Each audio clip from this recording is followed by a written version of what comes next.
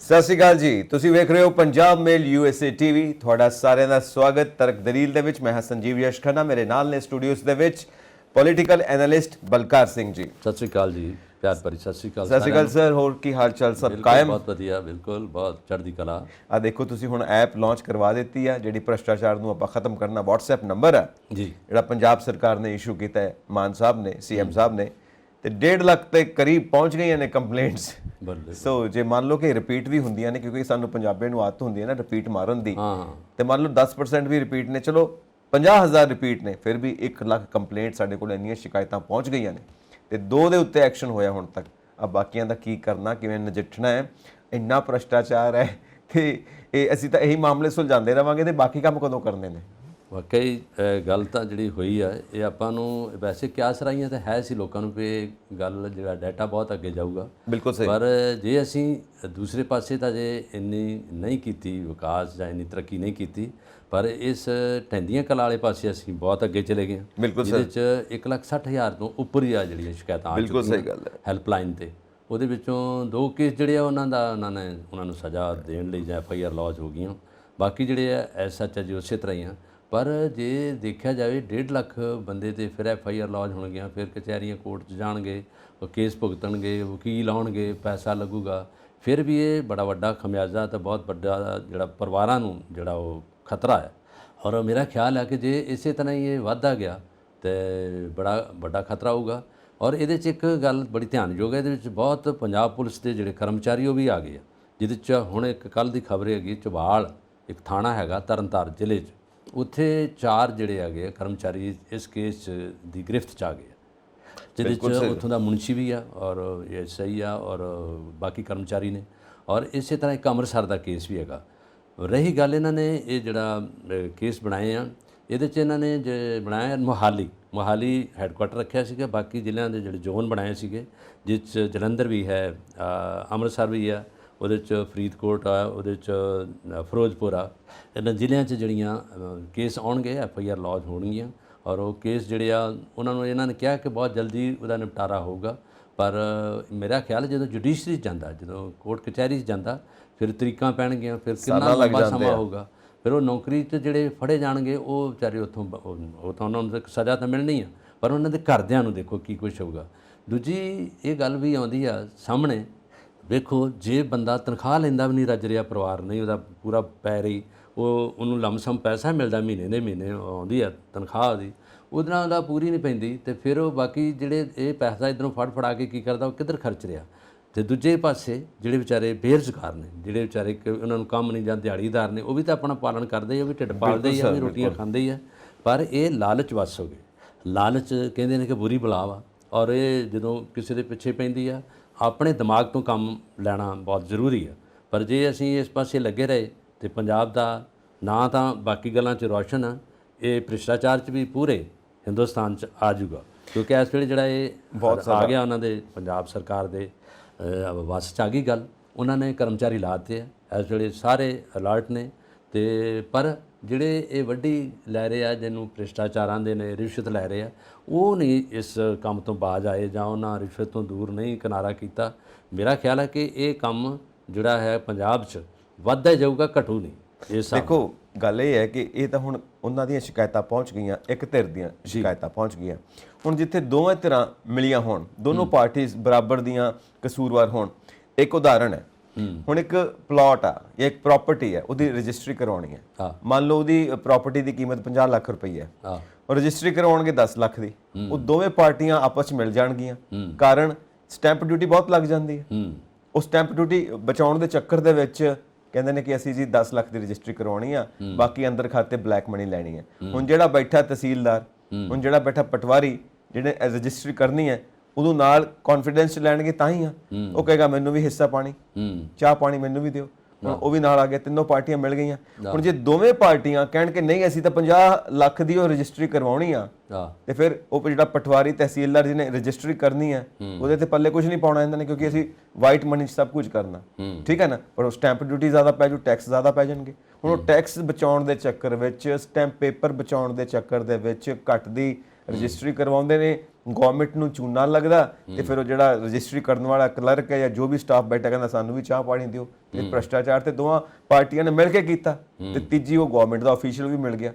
ਤੇ ਗਵਰਨਮੈਂਟ ਨੂੰ ਚਾਹੀਦਾ ਕਿ ਜਿਹੜੀ ਇਹ ਸਟੈਂਪ ਡਿਊਟੀ ਜੇ ਘੱਟ ਕਰ ਦੇਵੇ, ਟੈਕਸਿਸ ਘੱਟ ਕਰ ਦੇਣ ਤਾਂ ਆਪੇ ਸਾਰੇ ਵਾਈਟ ਮਨੀ 'ਚ ਕਰਵਾਉਣਗੇ ਤਾਂ ਭ੍ਰਿਸ਼ਟਾਚਾਰ ਰੁਕੂਗਾ।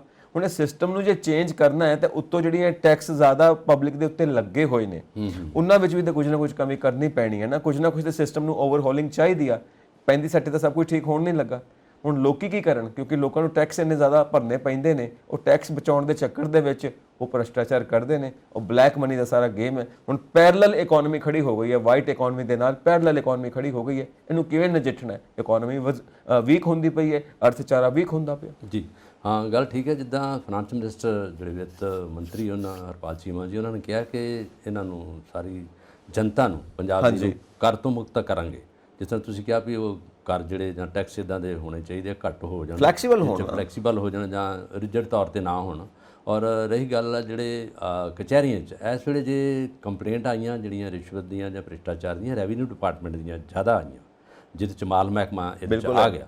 ਦੂਜਾ ਇਹ ਹੈਗਾ ਕਿ ਜਦੋਂ ਪਲਾਟ ਆਪਾਂ ਲੈਂਦੇ ਹਾਂ, ਤੁਸੀਂ ਗੱਲ ਕੀਤੀ ਕਿ 50,000 ਦਾ ਕੋਈ ਪਲਾਟ ਹੈ। ਅਸਲ 'ਚ ਜਦੋਂ ਆਪਾਂ ਜ਼ਮੀਨ ਖਰੀਦਦੇ ਹਾਂ, ਪਲਾਟ ਖਰੀਦਦੇ ਹਾਂ, ਜਿਹੜੀ ਕਮਰਸ਼ੀਅਲ ਲੈਂਡ ਜਾਂ ਜਿਹੜੇ ਰੈਜ਼ੀਡੈਂਸ਼ੀਅਲ ਏਰੀਆ ਇਹਦੇ ਤੇ ਜਾਂ ਐਗਰੀਕਲਚਰ ਲੈਂਡ, ਇਹਦੇ ਫਿਕਸ ਹੈ ਰੇਟ ਜਿਹੜੇ ਕਾਰਪੋਰੇਸ਼ਨ ਦੇ ਕੋਲ ਆ, ਜੋ ਉਹਦੇ ਅਕੋਰਡਿੰਗ ਹੀ ਜਿਹੜੀ ਉਹ ਤੁਹਾਡੀ ਰਜਿਸਟਰੀ ਹੁੰਦੀ ਆ, ਉਹਦੇ ਅਕੋਰਡਿੰਗ ਜਿਹੜੇ ਤੁਹਾਡੇ ਉਹ ਪੈਸੇ ਨਾਲ ਲੱਗਦੇ ਆ ਕਿ ਇਹਦੇ 'ਚ ਕਿੰਨੇ ਕਾਗਜ਼ ਲੱਗਣੇ ਔਰ ਕਿੰਨਾ ਖਰਚਾ ਹੋਣਾ। ਹਾਂਜੀ। ਔਰ ਦੂਜੇ ਪਾਸੇ ਜਦੋਂ ਹੁਣ ਆਪਣੀ ਰਜਿਸਟਰੀਆਂ ਹੋ ਰਹੀਆਂ, ਪਹਿਲੋਂ ਪੈਸਾ ਕਚਹਿਰੀ 'ਚ ਜਾਣਾ ਪੈਂਦਾ ਸੀ। ਜਿਹਨੇ ਆਪਣੀ ਰਜਿਸਟਰੀ ਬਣਾਈ ਆ, ਫਰਦ ਲੈਣੀ ਆ, ਉਹਦੇ 'ਚ ਨੰਬਰ ਚੜਾਉਣਾ, ਉਹਨੇ ਆਪਣੇ ਨਾਂ ਕਰਾਉਣਾ, ਉਹ ਇੱਕ ਪ੍ਰੋਸੀਜਰ ਸੀਗਾ। ਪਰ ਹੁਣ ਉਹਦੇ 'ਚ ਜਿਹੜਾ ਪੈਸਾ ਜਾ ਰਿਹਾ ਸੀ ਤਹਿਸੀਲਦਾਰਾਂ ਨੂੰ, ਕਾਨੂੰਗੋ ਨੂੰ ਔਰ ਪਟਵਾਰੀਆਂ ਦੇ ਰਾਹੀਂ ਜਾ ਰਿਹਾ ਸੀ, ਨੰਬਰਦਾਰਾਂ ਦੇ ਰਾਹੀਂ ਜਾ ਰਿਹਾ ਸੀ। ਔਰ ਉਹ ਪੈਸਾ ਇਸ ਵੇਲੇ ਭਗਵੰਤ ਮਾਨ ਦੀ ਸਰਕਾਰ ਵੱਲੋਂ ਇੱਕ ਸਕੰਜਾ ਕੱਸਣ ਨਾਲ ਬੰਦ ਹੋ ਗਿਆ ਔਰ ਇਹਦਾ ਪੂਰਾ ਰੌਲਾ ਪਿਆ ਰਿਹਾ। ਹੁਣ ਰਜਿਸਟਰੀ ਤੁਹਾਨੂੰ ਇੱਕ ਦਿਨ 'ਚ ਮਿਲ ਜੂਗੀ, ਉਹਦੇ ਨੰਬਰ ਵੀ ਨਾਲ ਹੀ ਤੁਹਾਡੇ ਟ੍ਰਾਂਸਫਰ ਹੋ ਜਾਣਗੇ, ਬਿਲਕੁਲ ਸਹੀ ਗੱਲ ਹੈ, ਫਰਦ ਆ ਜੂਗੀ ਤੁਹਾਡੇ 'ਚ, ਸਾਰਾ ਕੁਝ ਹੋ ਜੂਗਾ। ਰਹੀ ਗੱਲ ਜਿਹੜੀ ਸ਼ਾਮਲਾਟ ਜ਼ਮੀਨਾਂ ਨੇ ਜਿਹੜੀਆਂ ਦਾ ਕੋਈ ਕਬਜ਼ਾ ਨਹੀਂਗਾ, ਉਹ ਪਿੰਡਾਂ 'ਚ ਹੈਗੀਆਂ, ਉਹਦਾ ਵੀ ਜਿਹੜਾ ਖਰਚਾ ਵਾ ਉਹ ਪੰਚਾਇਤਾਂ ਨਾਲ ਜਾਊਗਾ, ਪੰਚਾਇਤਾਂ 'ਤੇ ਖਰਚ ਕਰਨਗੀਆਂ ਔਰ ਲੋਕਾਂ 'ਚੋਂ ਵੰਡਿਆ ਜਾਊਗਾ ਪਿੰਡ ਦੇ ਵਿਕਾਸ ਲਈ।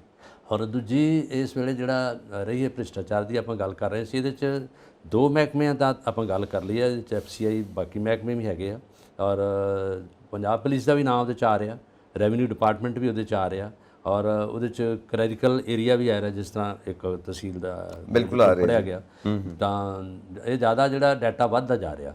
ਪਰ ਇਹਨਾਂ ਨੇ ਹੁਣ ਦੇਖੋ, ਇਹ ਇੱਕ ਵਾਰੀ ਜ਼ਿਆਦਾ ਖਲਾਰਾ ਪੈ ਜਾਂਦਾ। ਹੁਣ ਜਿੱਦਾਂ ਹੁਣ ਇਹਨਾਂ ਨੇ ਇੱਕ ਕਰ ਦਿੱਤਾ ਕਿ ਜਿਹੜੀ ਪਟਵਾਰੀਆਂ ਕੋਈ ਕੰਮ ਸੀ ਲੈਂਦੇ ਨਾ ਪਹਿਲੋਂ ਫਸਲਾਂ ਦਾ, ਜਿਹੜੀ ਗਿਰਦਾਵਰੀ ਹੁੰਦੀ, ਹੁਣ ਗਿਰਦਾਵਰੀ ਆਨਲਾਈਨ ਹੋ ਗਈ। ਈ ਗਿਰਦਾਵਰੀ ਜਿਹੜੀ ਕੰਪਿਊਟਰ 'ਤੇ ਹੋਊਗੀ, ਉਹਦੇ 'ਚ 100% ਡੀਸੀ ਸਾਹਿਬ ਨੇ ਕਹਿਤਾ 100% ਜਿਹੜੀ ਗਿਰਦਾਵਰੀ ਹੋ ਜੂ, ਕਿਉਂਕਿ ਇਸ ਵੇਲੇ ਕਣਕ ਦੀ ਖੇਤੀ ਹੈ ਔਰ ਇਹ 'ਚ ਪਤਾ ਲੱਗ ਜੂ ਕਿ ਕਿੰਨੇ ਏਰੀਏ 'ਚ ਕਿੰਨੇ ਹੈਕਟੇਅਰ ਜਿਹੜੀ ਕਣਕ ਦੀ ਯੀਲਡ ਹੋਈ ਹੈ ਪੈਦਾਵਾਰ, ਔਰ ਇਹ 'ਚੋਂ ਕਿੰਨਾ ਝਾੜ ਹੋਣਾ। ਇਹਦੇ 'ਚ ਜਿਹੜੀ MSP ਹੈ ਉਹ ਵੀ ਇਹਨਾਂ ਨੂੰ ਪਤਾ ਲੱਗ ਜੂ ਕਿ ਉਹਦੇ 'ਚ ਕਿੰਨਾ ਦੇਣਾ ਪੈਣਾ ਸਰਕਾਰ ਨੂੰ, ਜਿਹੜਾ ਪੈਸਾ ਦੇਣਾ ਸਮਰਥਨ ਮੁੱਲ, ਜਿਹੜਾ MSP ਜਿਹੜੀ ਘੱਟੋ ਘੱਟ ਸਮਰਥਨ ਮੁੱਲ ਹੈ। ਇਸ ਵੇਲੇ ਕਣਕ ਦਾ ਜਿਹੜਾ ਰੇਟ ਹੈ 2015 ਰੇਟ ਇਹਨਾਂ ਦੇਤਾ, ਬਾਰਦਾਨੇ ਆ ਗਏ, ਬੋਰੀਆਂ ਆ ਗਈਆਂ ਔਰ ਕਣਕਾਂ ਦੀਆਂ ਜਿਹੜੀ ਕਟਾਈਆਂ ਸ਼ੁਰੂ ਹੋ ਜਾਣੀਆਂ, ਲੋਕ ਤਿਆਰ ਨੇ ਇਸ ਵੇਲੇ। ਬਾਕੀ ਜਿਹੜੀ ਵੇਚਣ ਦੀ ਗੱਲ ਹੈਗੀ ਹੈ, ਉਹਦੇ 'ਚ ਕਾਰਪੋਰੇਟ ਜਿਹੜੇ ਖਰੀਦਦਾਰ ਨੇ ਉਹਨਾਂ ਨੇ ਫਿਰ ਇਹਦੇ 'ਚ ਸਿਰ ਅਡਾਉਣਾ ਆਉਣਗੇ। ਪਿਛਲੀ ਵਾਰ ਵੀ ਇੱਦਾਂ ਹੋਇਆ, ਝੋਨੇ ਖਰੀਫ ਦੀ ਫਸਲ ਅਤੇ ਜਿਹੜੀ ਹਾੜੀ ਦੀ ਫਸਲਾਂ ਦੋਵਾਂ 'ਚ ਇਹ ਬਾਹਰੋਂ ਆ ਜਾਂਦੇ ਆ ਔਰ ਉਦੋਂ ਇਹ ਉਹਨਾਂ ਨੂੰ ਥੋੜ੍ਹੇ ਜਿਹੇ ਲਾਲਚ ਦੇ ਕੇ ਕਿ ਇਹਦਾ ਰੇਟ ਜ਼ਿਆਦਾ ਜੀ, ਇਹਦੇ ਨਾਲੋਂ ਜ਼ਿਆਦਾ ਦੇ ਰਹੇ, ਅਤੇ ਉਹ ਕਿਸਾਨ ਵੀ ਵਿਚਾਰੇ ਉਸ ਪਾਸੇ ਚੱਲ ਪੈਂਦੇ ਆ।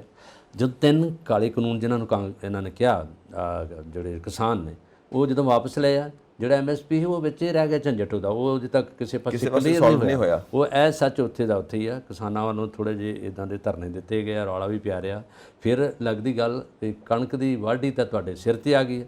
ਕਣਕ ਦਾ ਹੀ ਬਿਲਕੁਲ ਮੇਨ ਜਿਹੜੀ ਕਰੌਪ ਹੈਗੀ ਆ, ਮੇਨ ਫਸਲ ਆ, ਜਿਹਦੇ ਰਾਹੀਂ ਲੋਕਾਂ ਨੂੰ ਇਨਕਮ ਹੁੰਦੀ ਹੈ, ਜਿਹਦੇ 'ਚ ਉਹਨਾਂ ਨੇ ਲੈਣਾ, ਜਿਹੜਾ ਕੋਈ ਕਰਜ਼ਾ ਲਿਆ, ਜਿੱਥੇ ਪੈਸਾ ਦੇਣਾ, ਟਰੈਕਟਰ ਦੀ ਕਿਸ਼ਤ ਦੇਣੀ ਆ, ਜ਼ਮੀਨ ਦੇ ਪੈਸੇ ਦੇਣੇ ਆ, ਪਾਣੀ ਦੇ ਪੈਸੇ ਦੇਣੇ ਆ, ਖਾਦ ਦੇ ਪੈਸੇ ਦੇਣੇ ਆ, ਬੀਜਾਂ ਦੇ ਪੈਸੇ ਦੇਣੇ ਆ, ਸਾਰੇ ਕੁਛ ਹੈਗਾ। ਪਰ ਹੁਣ ਇਹਨਾਂ ਨੇ ਭਗਵੰਤ ਮਾਨ ਨੇ ਇੱਕ ਕੰਮ ਕਰ ਦਿੱਤਾ ਕਿ ਜਿਹੜੇ ਗਿਰਦਾਵਰੀ ਆਨਲਾਈਨ ਹੋਊਗੀ, ਇਹ ਸਾਫ ਸੁਥਰੀ ਗੱਲ ਹੈਗੀ ਹੈ। ਤਾਂ ਔਰ ਇਹਨਾਂ ਨੂੰ ਜਿਹੜੇ ਪੈਸੇ ਇਹਨਾਂ ਦੇ ਖਾਤਿਆਂ 'ਚ ਸਿੱਧੇ ਪੈ ਜਾਇਆ ਕਰਨਗੇ, ਜਿਹੜੇ ਉਹਨਾਂ ਤੋਂ MSP ਆਉਣੀ ਆ, ਇਹ ਵਧੀਆ ਹੋ ਗਿਆ ਇਹਨਾਂ ਲਈ। ਅਤੇ ਦੂਜੀ ਗੱਲ ਹੈ ਕਿ ਜਿਹੜੇ ਪਟਵਾਰੀ ਆ, ਹੁਣ ਉਹ ਸਿੱਧੇ ਉਹਨਾਂ ਨੂੰ ਨਹੀਂ ਕਰਨਗੇ, ਉਹਨਾਂ ਕੋਲ ਆਨਲਾਈਨ ਆ ਜਾਇਆ ਕਰਨਾ। ਜੱਟ ਵੀ ਇੱਥੋਂ ਦੇ ਪੜ੍ਹੇ ਲਿਖੇ ਆ। ਇਹ ਬੜਾ ਵੱਡਾ ਫੈਸਲਾ ਸਰਕਾਰ ਵੱਲੋਂ। ਹੁਣ ਇਹ ਭੱਬਲ ਭੂਸੇ 'ਚ ਨਹੀਂ ਰਹੂਗੀ ਗੱਲ। ਅੱਗੇ ਵਿਚਾਰਿਆਂ ਨੂੰ ਪਤਾ ਨਹੀਂ ਕਿ ਕਿੱਥੇ ਫਰਦ ਲੈਣੀ, ਕਿੱਥੇ ਗਿਰਦਾਵਰੀ ਆਉਣੀ ਆ, ਪੈਸੇ ਕਿੰਨੇ ਲੈਣੇ, ਤਹਿਸੀਲ 'ਚ ਹੀ ਫੀਸਾਂ ਦੇ ਵਿਚਾਰੇ ਜ਼ਿਆਦਾ ਆਪਣਾ ਸਾਰਾ ਕੁਝ ਇਕਨੋਮਿਕਸ ਜਿਹੜੀ ਗਵਾ ਲੈਂਦੇ ਸੀ।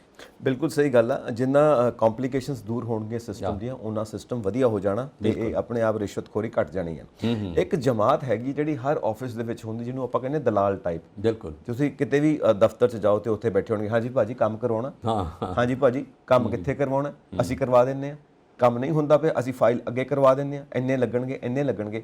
ਹੁਣ ਉਹ ਵਿਹਲੇ ਹੋ ਜਾਣਗੇ, ਜੇ ਸਾਰੀ ਰਿਸ਼ਵਤਖੋਰੀ ਬੰਦ ਹੋ ਗਈ, ਉਹ ਦਲਾਲ ਵਿਹਲੇ ਹੋ ਜਾਣਗੇ, ਉਹਨਾਂ ਨੇ ਟੱਬਰ ਕਿੱਥੋਂ ਪਾਲਣੇ? ਕਿਉਂਕਿ ਉਹ ਵੀ ਮਜਬੂਰੀ 'ਚ ਆ ਕੇ ਇਹੋ ਜਿਹੇ ਕਾਰੋਬਾਰ ਕਰਦੇ ਨੇ। ਨਹੀਂ ਤਾਂ ਕਿਹਦਾ ਜੀ ਕਰਦਾ ਇਹੋ ਜਿਹੇ ਧੰਦੇ ਕਰਨ ਨੂੰ? ਸਵੇਰੇ ਆ ਕੇ ਸ਼ਾਮ ਤੱਕ ਉੱਥੇ ਬੈਠੇ ਰਹਿਣਗੇ ਔਰ ਗਾਹਕ ਲੱਭੀ ਜਾਣਗੇ, ਅੱਧਿਆਂ ਨੂੰ ਬੇਵਕੂਫ ਬਣਾਉਣਗੇ, ਅੱਧਿਆਂ ਨੇ ਜੇਬ 'ਚੋਂ ਪੈਸੇ ਕਢਵਾਉਣਗੇ, ਕਿਉਂਕਿ ਠੱਗੀ ਹੈ ਤਾਂ ਠੱਗੀ, ਅੰਦਰ ਤੱਕ ਸੈਟਿੰਗ ਚੱਲਦੀ ਹੈ। ਉਹਨਾਂ ਨੂੰ ਵੀ ਰੋਜ਼ਗਾਰ ਦੇਣਾ ਪੈਣਾ, ਕਿਉਂਕਿ ਉਹ ਕੀ ਕਰਨਗੇ?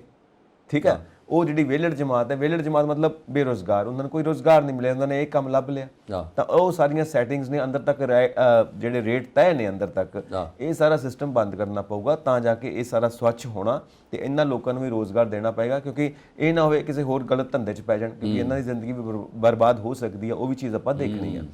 ਨਾਲ ਦੀ ਨਾਲ ਗੱਲ ਆ ਗਈ ਇਹ ਜਿਹੜੀ ਤੁਸੀਂ ਕਣਕ ਦੀ ਗੱਲ ਕੀਤੀ ਆ, ਹੁਣ ਯੂਕਰੇਨ ਦੇ ਨਾਲ ਰਸ਼ੀਆ ਦਾ ਵਾਰ ਚੱਲਦਾ ਪਿਆ। ਜਿਹੜਾ ਰਸ਼ੀਆ ਹੈ ਉਹ ਮੇਨ ਸਪਲਾਇਰ ਹੈ ਇੰਟਰਨੈਸ਼ਨਲ ਮੰਡੀ ਦੇ ਵਿੱਚ ਕਣਕ ਦਾ, ਉਧਰ ਉਲਝਿਆ ਹੋਇਆ। ਇਹ ਵੈਕਿਊਮ ਕ੍ਰੀਏਟ ਹੋਇਆ ਸਾਡੇ ਕੋਲ ਇਸ ਵਕਤ, ਖਾਲੀ ਥਾਂ ਹੈ, ਸਪੇਸ ਹੈ।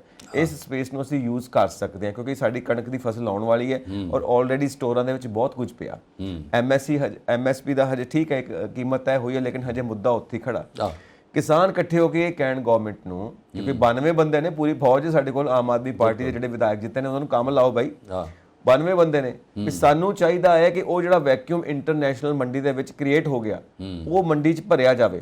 ਅਸੀਂ ਇੱਥੋਂ ਇੰਟਰਨੈਸ਼ਨਲ ਮੰਡੀ ਦੇ ਵਿੱਚ ਕਣਕ ਸਪਲਾਈ ਕਰੀਏ, ਭਾਰਤ ਸਪਲਾਈ ਕਰੇ। ਗਵਰਨਮੈਂਟ ਨੂੰ ਕਹੋ ਕਿ ਸਾਡੀ ਕੋਲ ਸਰਪਲਸ ਕਣਕ ਹੈ, ਇਸ ਵਾਰ ਜਿਹੜੀ ਫਸਲ ਆਉਣੀ ਉਹਦੇ 'ਚੋਂ ਇੰਨਾ ਸਪਲਾਈ ਕਰ ਦਿਓ, ਜਿਹੜੀ ਆਲਰੇਡੀ ਪਈ ਹੈ ਉਹਦੇ ਕੋਲੋਂ ਇੰਨਾ ਸਪਲਾਈ ਕਰ ਦਿਓ, ਤੇ ਉਹ ਇੱਕ ਨਵੀਂ ਮੰਡੀ ਅਸੀਂ ਕ੍ਰੀਏਟ ਕਰ ਸਕਦੇ ਹਾਂ, ਉਧਰੋਂ ਪੈਸਾ ਕਮਾ ਸਕਦੇ ਹਾਂ, ਕਿਸਾਨ ਸੌਖੇ ਹੋ ਸਕਦੇ ਨੇ, ਕਿਉਂਕਿ ਇਸ ਵਕਤ ਸਿਚੁਏਸ਼ਨ ਬਣੀ ਹੋਈ ਹੈ। ਤਾਂ ਇਸ ਸਪੇਸ ਨੂੰ ਭਰਨ ਦੀ ਸਾਨੂੰ ਕੋਸ਼ਿਸ਼ ਕਰਨੀ ਚਾਹੀਦੀ ਹੈ। ਇੰਟਰਨੈਸ਼ਨਲ ਮੰਡੀ ਦੇ ਵਿੱਚ ਜਿਹੜਾ ਇਹ ਵੈਕਿਊਮ, ਇਹ ਜਿਹੜਾ ਖਲਾ ਪੈਦਾ ਹੋ ਗਿਆ ਵਾਰ ਕਰਕੇ, ਰਸ਼ੀਆ ਦੇ ਉਧਰ ਉਲਝੇ ਹੋਣ ਕਰਕੇ, ਸਾਨੂੰ ਇਹ ਖਲਾ ਭਰਨਾ ਚਾਹੀਦਾ ਹੈ ਔਰ ਅੱਗੇ ਜਾ ਕੇ ਸਾਨੂੰ ਇੱਕ ਹੋਰ ਮੰਡੀ ਕ੍ਰੀਏਟ ਕਰਨ ਵਿੱਚ ਸਾਨੂੰ ਬਹੁਤ ਮਦਦ ਮਿਲੇਗੀ। ਕਿਉਂਕਿ ਇਸ ਵਕਤ ਰੈਡੀਮੇਡ ਮੰਡੀ ਸਾਨੂੰ ਮਿਲਦੀ ਪਈ ਹੈ, ਉਹਦੇ ਵੱਲ ਕਿਸਾਨਾਂ ਦਾ ਧਿਆਨ ਜਾਣਾ ਚਾਹੀਦਾ ਔਰ ਇੰਟਰਨੈਸ਼ਨਲ ਮਾਰਕੀਟ ਨੂੰ ਕੈਪਚਰ ਕਰਨ ਦੀ ਸਾਨੂੰ ਲੋੜ ਹੈ। ਪਹਿਲੀ ਗੱਲ ਤਾਂ ਆਪਾਂ ਦਰਸ਼ਕਾਂ ਨੂੰ ਜਾਣਕਾਰੀ ਦੇ ਦਈਏ ਕਿ ਜਿਹੜਾ ਯੂਕਰੇਨ ਤੇ ਰਸ਼ੀਆ ਦੀ ਆਪਸੀ ਲੜਾਈ ਹੈ, ਇਹ ਥੋੜੀ ਜਿਹੀ ਮੱਧਮ ਹੋਇਆ ਕਿਉਂਕਿ ਤੁਰਕੀ 'ਚ ਇਹਨਾਂ ਦਾ ਆਪਸੀ ਗੱਲਬਾਤ ਹੋਈ ਆ। ਉਹਦੇ 'ਚ ਇਹਨਾਂ ਨੇ, ਰਸ਼ੀਆ ਨੇ ਕਹਿਤਾ ਕਿ ਮੈਂ ਆਪਣੀਆਂ ਹੋਰ ਫੌਜਾਂ ਨਹੀਂ ਭੇਜੂੰਗਾ, ਜਿੱਥੇ ਫੌਜਾਂ ਬੈਠੀਆਂ ਕੀਵ ਦੇ ਆਲੇ ਦੁਆਲੇ, ਉੱਥੇ ਉਹ ਬੰਬਾਰਮੈਂਟ ਨਹੀਂ ਕਰਨਗੀਆਂ ਔਰ ਜਿੱਥੇ ਇੱਕ ਪਬਲਿਕ ਸੈਕਟਰ ਉਹਨੂੰ ਨਹੀਂ ਤਬਾਹ ਕੀਤਾ ਜਾਊਗਾ। ਔਰ ਤੁਰਕੀ 'ਚ ਬਹਿ ਕੇ ਇਹਨਾਂ ਦੀ ਜਿਹੜੀ ਵਾਰਤਾਲਾਪ ਹੋਈ ਆ ਪੁਤਿਨ ਔਰ ਇਹਨਾਂ ਦੋਨਾਂ ਦੀ, ਜ਼ੈਲੈਂਸਕੀ ਦੀ, ਉਹਨਾਂ ਦੀ ਹਜੇ ਰਿਪਰੈਜ਼ੈਂਟੇਟਿਵਸ ਵੀ ਆਏ ਨੇ ਬੜੇ ਠਰਮੇ ਨਾਲ, ਔਰ ਉਹ 'ਚ ਸ਼ਾਂਤੀ ਦਾ ਪੈਗਾਮ ਆ ਗਿਆ ਸਾਰੇ ਲੋਕਾਂ ਲਈ। ਬਿਲਕੁਲ। ਤੇ ਇਸ ਦਾ ਇਹ ਜਿਹੜੇ ਜਿਸ ਪਾਸੇ ਆਪਾਂ ਸੋਚ ਰਹੇ ਸੀ ਕਿ ਕੋਈ ਵਿਸ਼ਵ ਯੁੱਧ ਨਾ ਲੱਗ ਜਾਏ ਜਾਂ ਇਹਦੇ 'ਚ ਕੋਈ ਮਹਿੰਗਾਈ ਵੱਧ ਗਈ ਆ ਜਾਂ ਤੇਲ ਦਾ ਵੀ ਹੈ, ਕਿਉਂਕਿ ਰਸ਼ੀਆ ਤੋਂ ਆਪਾਂ ਨੂੰ ਥੋੜ੍ਹਾ ਤੇਲ ਆਉਂਦਾ ਸੀ, 1.5 ਪੁਆਇੰਟ ਕੁਛ ਆਉਂਦਾ ਸੀਗਾ, ਔਰ ਦੂਜਾ ਜਿਹੜਾ ਸੂਰਜਮੁਖੀ ਦਾ ਤੇਲ ਵੀ ਆਉਂਦਾ ਸੀ, ਕਈ ਯੂਕਰੇਨ ਤੋਂ ਆਉਂਦਾ ਸੀ। ਹਾਂ, ਔਰ ਰਸ਼ੀਆ ਤੋਂ ਅਸੀਂ ਆਪਣਾ ਲੜਾਈ ਦਾ ਸਾਜ਼ੋ ਸਮਾਨ ਵੀ ਲੈਂਦੇ ਆ, ਉਹਦੇ 'ਚ ਵੀ ਹੈਲਪ ਮਿਲਦੀ ਹੈ ਸਾਨੂੰ। ਉਹਦੇ 'ਚ ਥੋੜ੍ਹਾ ਜਿਹਾ ਆਪਾਂ ਨੂੰ ਥੋੜ੍ਹਾ ਮਹਿੰਗਾਈ ਤਾਂ ਲੱਗਣੀ ਸੀ, ਤੇ ਉਹ ਤੋਂ ਇੱਕ ਛੁਟਕਾਰਾ ਹੋ ਗਿਆ। ਤੇ ਦੂਜਾ ਹੁਣ ਕਣਕ ਦੀ ਗੱਲ ਕੀਤੀ, ਕਣਕ ਇਸ ਵੇਲੇ ਮੰਡੀਆਂ 'ਚ ਆਉਣੀ ਸ਼ੁਰੂ ਹੋ ਜਾਣੀ, ਕਿਉਂਕਿ ਕਣਕਾਂ ਦੀ ਕਟਾਈਆਂ ਇਸ ਵੇਲੇ, ਕਣਕਾਂ ਦੇ ਸਿੱਟੇ ਲਾਲ ਹੋ ਗਏ ਆ ਔਰ ਕਟਾਈ ਸ਼ੁਰੂ ਹੋ ਰਹੀ ਆ। ਪਰ ਜਿੱਥੇ ਪੰਜਾਬ ਦੇ ਪੈਦਾਵਾਰ ਆ ਕਣਕ ਦੀ, ਬਹੁਤ ਪੈਦਾਵਾਰ ਹੁੰਦੀ, ਅੱਛਾ ਝਾੜ ਹੁੰਦਾ, ਜਿਹੜਾ ਸੈਂਟਰਲ ਪੂਲ ਆ ਨਾ, ਜਿਹੜਾ ਕੇਂਦਰੀ ਭੰਡਾਰ ਆ, ਉਹਦੇ 'ਚ ਆਪਾਂ 60% ਦੇਨੇ ਕਣਕ ਤੋਂ, ਬਾਕੀ ਸੂਬੇ ਇਹਨਾਂ ਕਣਕ ਨਹੀਂ ਦੇ ਸਕਦੇ। ਹਿਮਾਚਲ 'ਚ ਤਾਂ ਉਹਨਾਂ ਕੋਲ ਆਪਣੇ 11-15 ਟਨ ਜਿਹੜੀ ਹੁੰਦੀ ਹੈ, ਉਹਨਾਂ ਕੋਲ ਆਪਣੇ ਖਾਣ ਜੋਗੀ ਕਣਕ ਹੁੰਦੀ ਹੈ। ਹਰਿਆਣੇ ਕੋਲ ਵੀ ਇੰਨੀ ਕਣਕ ਨਹੀਂ ਹੁੰਦੀ, ਪਰ ਫਿਰ ਵੀ ਹਰਿਆਣਾ ਵੀ ਭੇਜਦਾ, ਬਾਕੀ ਸੂਬੇ ਯੂਪੀ ਇਹਨਾਂ ਕਣਕ ਨਹੀਂ ਭੇਜ ਸਕਦਾ ਜਿੰਨਾ ਪੰਜਾਬ ਇਕੱਲਾ ਭੇਜਦਾ। ਦਾਇਰਾ ਛੋਟਾ, ਕਿੰਨੇ ਹੈਕਟੇਅਰ ਸਾਡੇ ਪੈਦਾਵਾਰ ਆ, ਪਰ ਝਾੜ ਅੱਛਾ, ਕਿਸਾਨ ਮਿਹਨਤੀ ਵੀ ਆ, ਖਾਦ ਵੀ ਅੱਛੀ ਪੈਂਦੀ ਆ, ਪਾਣੀ ਵੀ ਅੱਛਾ ਦੇ ਰਹੇ ਆ, ਔਰ ਸੁਧਰੇ ਬੀਜ ਆ ਜਿਨ੍ਹਾਂ ਨੂੰ ਅਸੀਂ ਤਸਦੀਕਸ਼ੁਦਾ ਸਰਟੀਫਾਈ ਬੀਜ ਕਹਿੰਦੇ ਆ। ਇਹਦਾ ਥੋੜ੍ਹਾ ਕਮਾਲ ਪੰਜਾਬ ਖੇਤੀਬਾੜੀ ਯੂਨੀਵਰਸਿਟੀ ਦਾ ਵੀ ਆ, ਜਿੱਥੇ ਸਾਇੰਟਿਸਟ ਆ, ਵਿਗਿਆਨੀ ਬੈਠੇ ਆ, ਉਹਨਾਂ ਨੇ ਸੁਧਰੇ ਬੀਜ ਦਿੰਦੇ ਆ, ਆਪ ਖੁਦ ਦੇਖਦੇ ਵੀ ਹੈਗੇ ਆ। ਐਡੀਸ਼ਨਲ ਭਗਵੰਤ ਮਾਨ ਨੇ ਕੁਝ ਮੁੰਡੇ ਇਸ ਤਰ੍ਹਾਂ ਦੇ ਰਹੇ ਆ, ਅੱਗੇ ਲਾਤੇ ਆ, ਜਿਹੜੇ ਸਟੂਡੈਂਟ ਰਹੇ ਆ MSc ਐਗਰੀਕਲਚਰ, BSc ਐਗਰੀਕਲਚਰ, ਉਹ ਵੀ ਪਿੰਡਾਂ 'ਚ ਪਹੁੰਚ ਰਹੇ ਆ। ਪਿੰਡਾਂ ਦੇ ਕਿਸਾਨਾਂ ਨੂੰ ਥੋੜ੍ਹਾ ਬਹੁਤ ਉਹ ਗਾਈਡ ਕਰਨਗੇ, ਦੱਸਣਗੇ ਵੀ ਕਿਹੜੀ ਖਾਦ ਕਿੱਥੇ ਪਾਉਣੀ, ਕਿਸ ਮਿੱਟੀ 'ਚ ਕਿਹੜੀ ਫਸਲ ਬੀਜਣੀ ਆ। ਫਸਲਾਂ 'ਚ ਵੰਨ ਸੁਵੰਨਤਾ ਵੀ ਲਿਆਉਣੀ ਆ, ਜਿਹਦੇ 'ਚ ਵੱਖਰੇ ਵੱਖਰੇ ਬੀਜ ਆਉਣਗੇ, ਜਿਹਦੇ 'ਚ ਜਿਹੜੀ ਖੇਤੀ ਜਿਹੜੀ ਮੇਨ ਕ੍ਰੌਪ ਆ ਉਹਦੇ ਤੋਂ ਇਲਾਵਾ ਬਾਕੀ ਵੀ ਬੀਜੀਆਂ ਬਾਕੀ ਜਾਣਗੀਆਂ। ਬੀਜ ਵੀ ਜਿਹ ਆਉਣਗੇ। 'ਚ ਦਾਲਾਂ ਵੀ ਹੈਗੀਆਂ, ਸਬਜ਼ੀਆਂ ਵੀ ਹੈਗੀਆਂ, ਹਾਰਟੀਕਲਚਰ ਵੀ ਹੈਗਾ, ਬਾਗ ਵੀ ਲਾਉਣਗੇ, ਫਰੂਟ ਵੀ ਹੈਗਾ, ਫਲਾਵਰ ਵੀ ਲਾਉਣਗੇ, ਕਈ ਤਰ੍ਹਾਂ ਦੀ ਜਿਹੜੀ ਖੇਤੀ ਹੈਗੀ ਹੈ। ਕਿਉਂਕਿ ਪੰਜਾਬ ਦੀ ਪੈਦਾਵਾਰ ਬਹੁਤ ਅੱਛੀ ਆ, ਜਿਹੜੀ ਜ਼ਮੀਨ ਹੈ ਬੜੀ ਉਪਜਾਊ ਆ, ਫਰਟਾਈਲ ਆ ਜ਼ਮੀਨ, ਪਾਣੀ ਵੀ ਅੱਛਾ ਹੈਗਾ, ਨਹਿਰੀ ਪਾਣੀ ਵੀ ਹੈਗਾ, ਦਰਿਆਵਾਂ ਦਾ ਪਾਣੀ ਆ ਰਿਹਾ, ਕਿਉਂਕਿ ਆ ਦੁਆਬਾ 2 ਦਰਿਆਵਾਂ 'ਚ ਇਹਨਾਂ ਨੂੰ ਪਾਣੀ ਬਹੁਤ ਮਿਲੂਗਾ। ਮਾਝੇ 'ਚ ਵੀ ਚਨਾਬ ਵੀ ਆ, ਰਾਵੀ ਵੀ ਆ, ਉੱਧਰੋਂ ਆਪਣਾ ਬਿਆਸ, ਇਹਦਾ ਪਾਣੀ ਵੀ ਹੈਗਾ, ਔਰ ਸਾਰੇ ਖੇਤਾਂ ਨੂੰ ਪਾਣੀ ਜਿਹੜਾ ਬੜਾ ਵਧੀਆ ਮਿਲਦਾ। ਫਿਰ ਬਾਰਿਸ਼ ਵੀ ਹੁੰਦੀ ਹੈ। ਬਾਰਿਸ਼ ਵੀ ਖੂਬ ਪਹਿਲੀ ਖੇਤੀ ਜਿਹੜੀ ਟਿੱਬਿਆਂ 'ਤੇ ਸੀ, ਜਿਸ 'ਚ ਬਾਜਰਾ ਹੁੰਦਾ ਸੀ, ਛੋਲੇ ਹੁੰਦੇ ਸੀ, ਮੀਂਹ 'ਤੇ ਡਿਪੈਂਡੈਂਟ ਸੀਗਾ। ਜਦੋਂ ਹਨੇਰੀ ਆਉਣੀ, ਤੂਫਾਨ ਆਉਣਾ, ਉਹ ਹੁੰਦਾ ਸੀ ਲਿਸ਼ਕ ਨਾਲ ਵੀ ਛੋਲਿਆਂ ਦੇ ਜਿਹੜੇ ਬੀਜ ਸੜ ਜਾਂਦੇ ਸੀ। ਪਰ ਹੁਣ ਉਹ ਨਹੀਂ ਗੱਲ ਰਹੀ। ਹੁਣ ਇਸ ਵੇਲੇ ਸਾਇੰਸ ਦੀ ਤਰੱਕੀ ਹੈ। ਪੰਜਾਬ ਖੇਤੀਬਾੜੀ ਯੂਨੀਵਰਸਿਟੀ ਸਾਇੰਸਦਾਨ ਜਿਹੜੇ ਵੀ ਹੈ ਪੰਜਾਬ ਦੇ ਨਾਲ ਮਿਲ ਕੇ ਖੇਤੀਬਾੜੀ ਦੇ ਧੰਦਿਆਂ ਨੂੰ ਇਹਨਾਂ ਨੇ ਬਹੁਤ ਪ੍ਰਫੁੱਲਤ ਕੀਤਾ। ਤੇ ਜਿਸ ਤਰ੍ਹਾਂ ਤੁਸੀਂ ਕਿਹਾ ਕਿ ਬਾਹਰਲੇ ਜਿਹਦੀ ਕਣਕ ਦੀ ਜਿਹੜੀ ਪੈਦਾਵਾਰ ਆਪਣੀ ਹੈ ਸਾਰੀ ਉੱਥੇ ਭੇਜਣੀ ਚਾਹੀਦੀ ਹੈ, ਤਾਂ ਕਿ ਜਿਹੜੇ ਕਿਸਾਨਾਂ ਨੂੰ ਪੈਸਾ ਵੀ ਜ਼ਿਆਦਾ ਮਿਲੇ ਔਰ ਮੁੱਲ ਵੀ ਅੱਛਾ ਮਿਲੇ। ਜਿਹੜਾ ਹੁਣ 2015 ਮੁੱਲ ਲਿਆ, ਇਹਦੇ ਨਾਲ ਇਹਨਾਂ ਨਾਲ ਉਹ ਨਹੀਂ ਬਣਦਾ ਜਿੰਨਾ ਖਰਚਾ ਹੁੰਦਾ।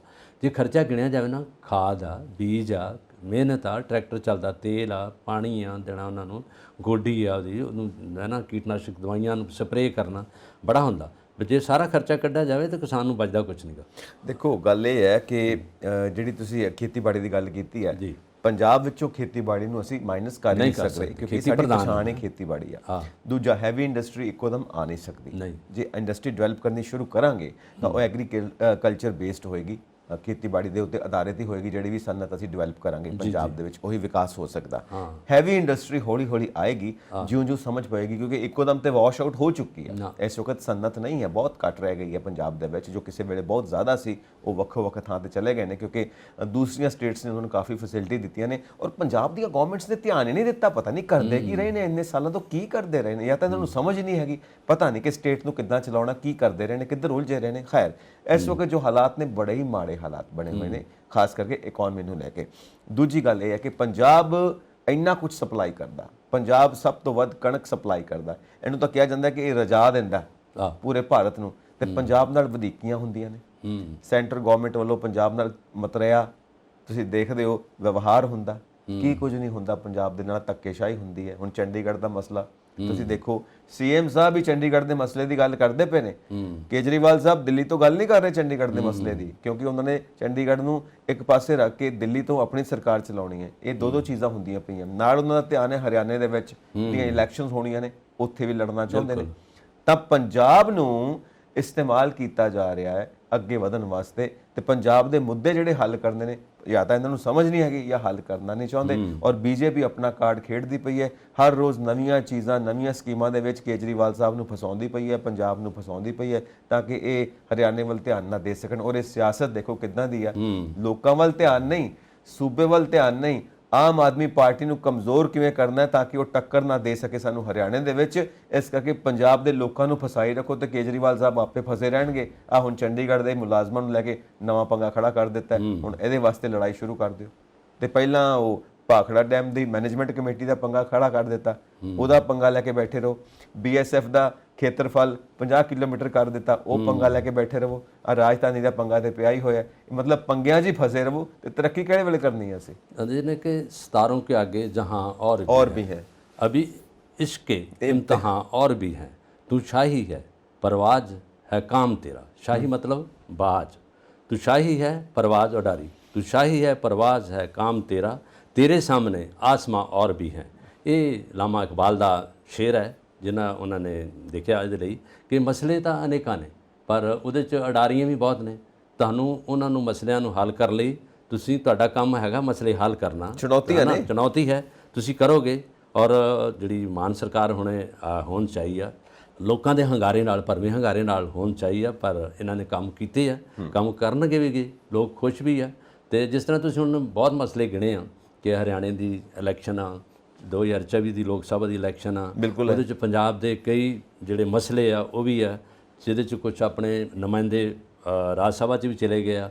ਫਿਰ ਜਿਹੜਾ ਤੁਸੀਂ ਕਿਹਾ ਵੀ ਸੁਪਰੀਮੋ ਆਪ ਦੇ ਜਿਹੜੇ ਕੇਜਰੀਵਾਲ ਸਾਹਿਬ ਨੇ, ਉਹਨਾਂ ਨੇ ਕਈ ਜਗ੍ਹਾ ਤੇ ਹੰਗਾਰਾ ਨਹੀਂ ਦਿੱਤਾ, ਜਿਸ ਤਰ੍ਹਾਂ ਚੰਡੀਗੜ੍ਹ ਦਾ ਮਸਲਾ ਜਿਹੜਾ ਅਜੇ ਉਸੇ ਤਰ੍ਹਾਂ ਚੱਲ ਰਿਹਾ। ਪਰ ਉਹ ਦੇਖੋ, ਉਹ ਜਿਹੜੇ ਲੋਕ ਆ ਜਿਹੜੇ ਉੱਥੇ EMPLOYE ਨੇ 60% ਉਹਨਾਂ ਦੀ ਤਾਂ ਕਿਸਮਤ ਐਵੇਂ ਜਾਗ ਪਈ, ਉਹਨਾਂ ਨੇ ਕੋਈ ਸਟ੍ਰਾਈਕ ਵੀ ਨਹੀਂ ਕੀਤੀ, ਨਾ ਉਹਨਾਂ ਨੇ ਡਿਮਾਂਡ ਕੀਤੀ ਆ, ਨਾ ਕੁਝ ਕੀਤਾ। 58 ਸਾਲ ਜਿਨ੍ਹਾਂ ਦੀ ਅਜੇ ਰਿਟਾਇਰਮੈਂਟ ਹੋ ਰਹੀ ਸੀ, ਉਹਨਾਂ ਨੂੰ 2 ਸਾਲ ਹੋਰ ਮਿਲ ਗਏ, ਐਕਸਟੈਂਸ਼ਨ 7ਵਾਂ ਪੇ ਕਮਿਸ਼ਨ ਮਿਲ ਗਿਆ, ਉੱਦਾਂ ਦੀ ਲੀਵ ਮਿਲ ਗਈ ਹੈ ਨਾ, ਲੀਵ ਇਨਕੈਸ਼ਮੈਂਟ ਦਾ ਜਿਹੜਾ ਮਸਲਾ ਉਹਨਾਂ ਦਾ ਹੱਲ ਹੋ ਗਿਆ। ਕਈ ਮਸਲੇ ਜਦੋਂ ਆਉਂਦੇ ਵੀ ਛੱਪਰ ਪਾੜ ਕੇ ਦਿੰਦਾ, ਅਗਰ ਸਾਰਾ ਕੁਝ ਉਹਨਾਂ ਨੂੰ ਤਾਂ ਆਪ ਹੀ ਮਿਲ ਗਿਆ। ਇਹ ਹੁੰਦਾ ਸਰਕਾਰ ਦੀਆਂ ਅੰਦਰੂਨੀ ਪਾਲਿਸੀਆਂ ਦਾ ਛੁਪ ਕੇ ਜਿਹੜੀਆਂ ਦਿੱਤੀਆਂ ਜਾਂਦੀਆਂ ਤੇ ਇੱਕਦਮ ਅਨਾਉਂਸ ਕਰ ਦੇਣਾ ਤੇ ਲੋਕਾਂ ਨੂੰ ਜਿਹੜਾ ਹੈਰਾਨੀਜਨਕ ਫੈਸਲਾ ਸੁਣਾ ਦੇਣਾ। ਇਸੇ ਤਰ੍ਹਾਂ ਹੀ ਇਹ ਹੋਰ ਵੀ ਫੈਸਲੇ ਨੇ ਜਿਹੜਾ ਚਲੋ ਮਾਨ ਸਰਕਾਰ ਨੇ ਵੀ ਇਹਦੀ ਵਿਰੋਧਤਾ ਦੇ ਲਈ ਬੀੜਾ ਚੁੱਕਿਆ, ਔਰ ਕੁਝ ਏਜੰਸੀਆਂ ਨੇ ਜਾਂ ਪਾਰਟੀਆਂ ਨੇ ਇਹਦੀ ਫੇਵਰ ਵੀ ਕੀਤੀ ਹੈ। ਜਿਸ ਤਰ੍ਹਾਂ ਕੈਪਟਨ ਅਮਰਿੰਦਰ ਸਿੰਘ ਨੇ ਖੁਦ ਕਿਹਾ ਹੈਗਾ ਕਿ ਇਹਦੀ ਆਲੋਚਨਾ ਕਰਨੀ ਬਣਦੀ ਨਹੀਂ। ਦੂਜੀ ਗੱਲ ਜਿਹਦੇ 'ਚ ਬੀਜੇਪੀ ਦੇ ਕੁਝ ਕਰਿੰਦਾ ਜਿਹਦੇ ਨੇਤਾ ਨੇ ਉਹ ਵੀ ਇਹਦੀ ਫੇਵਰ 'ਚ ਗਏ, ਬਿਲੋਂਗ ਪੰਜਾਬ ਨੂੰ ਕਰਦੇ ਆ, ਪੰਜਾਬ ਦੇ ਮੁੱਦਿਆਂ ਦੇ ਨਾਲ ਉਹਨਾਂ ਦਾ ਕੋਈ ਜਿਸ ਤਰ੍ਹਾਂ ਦੀ ਖਹਿਬਾਜ਼ੀ ਹੈ।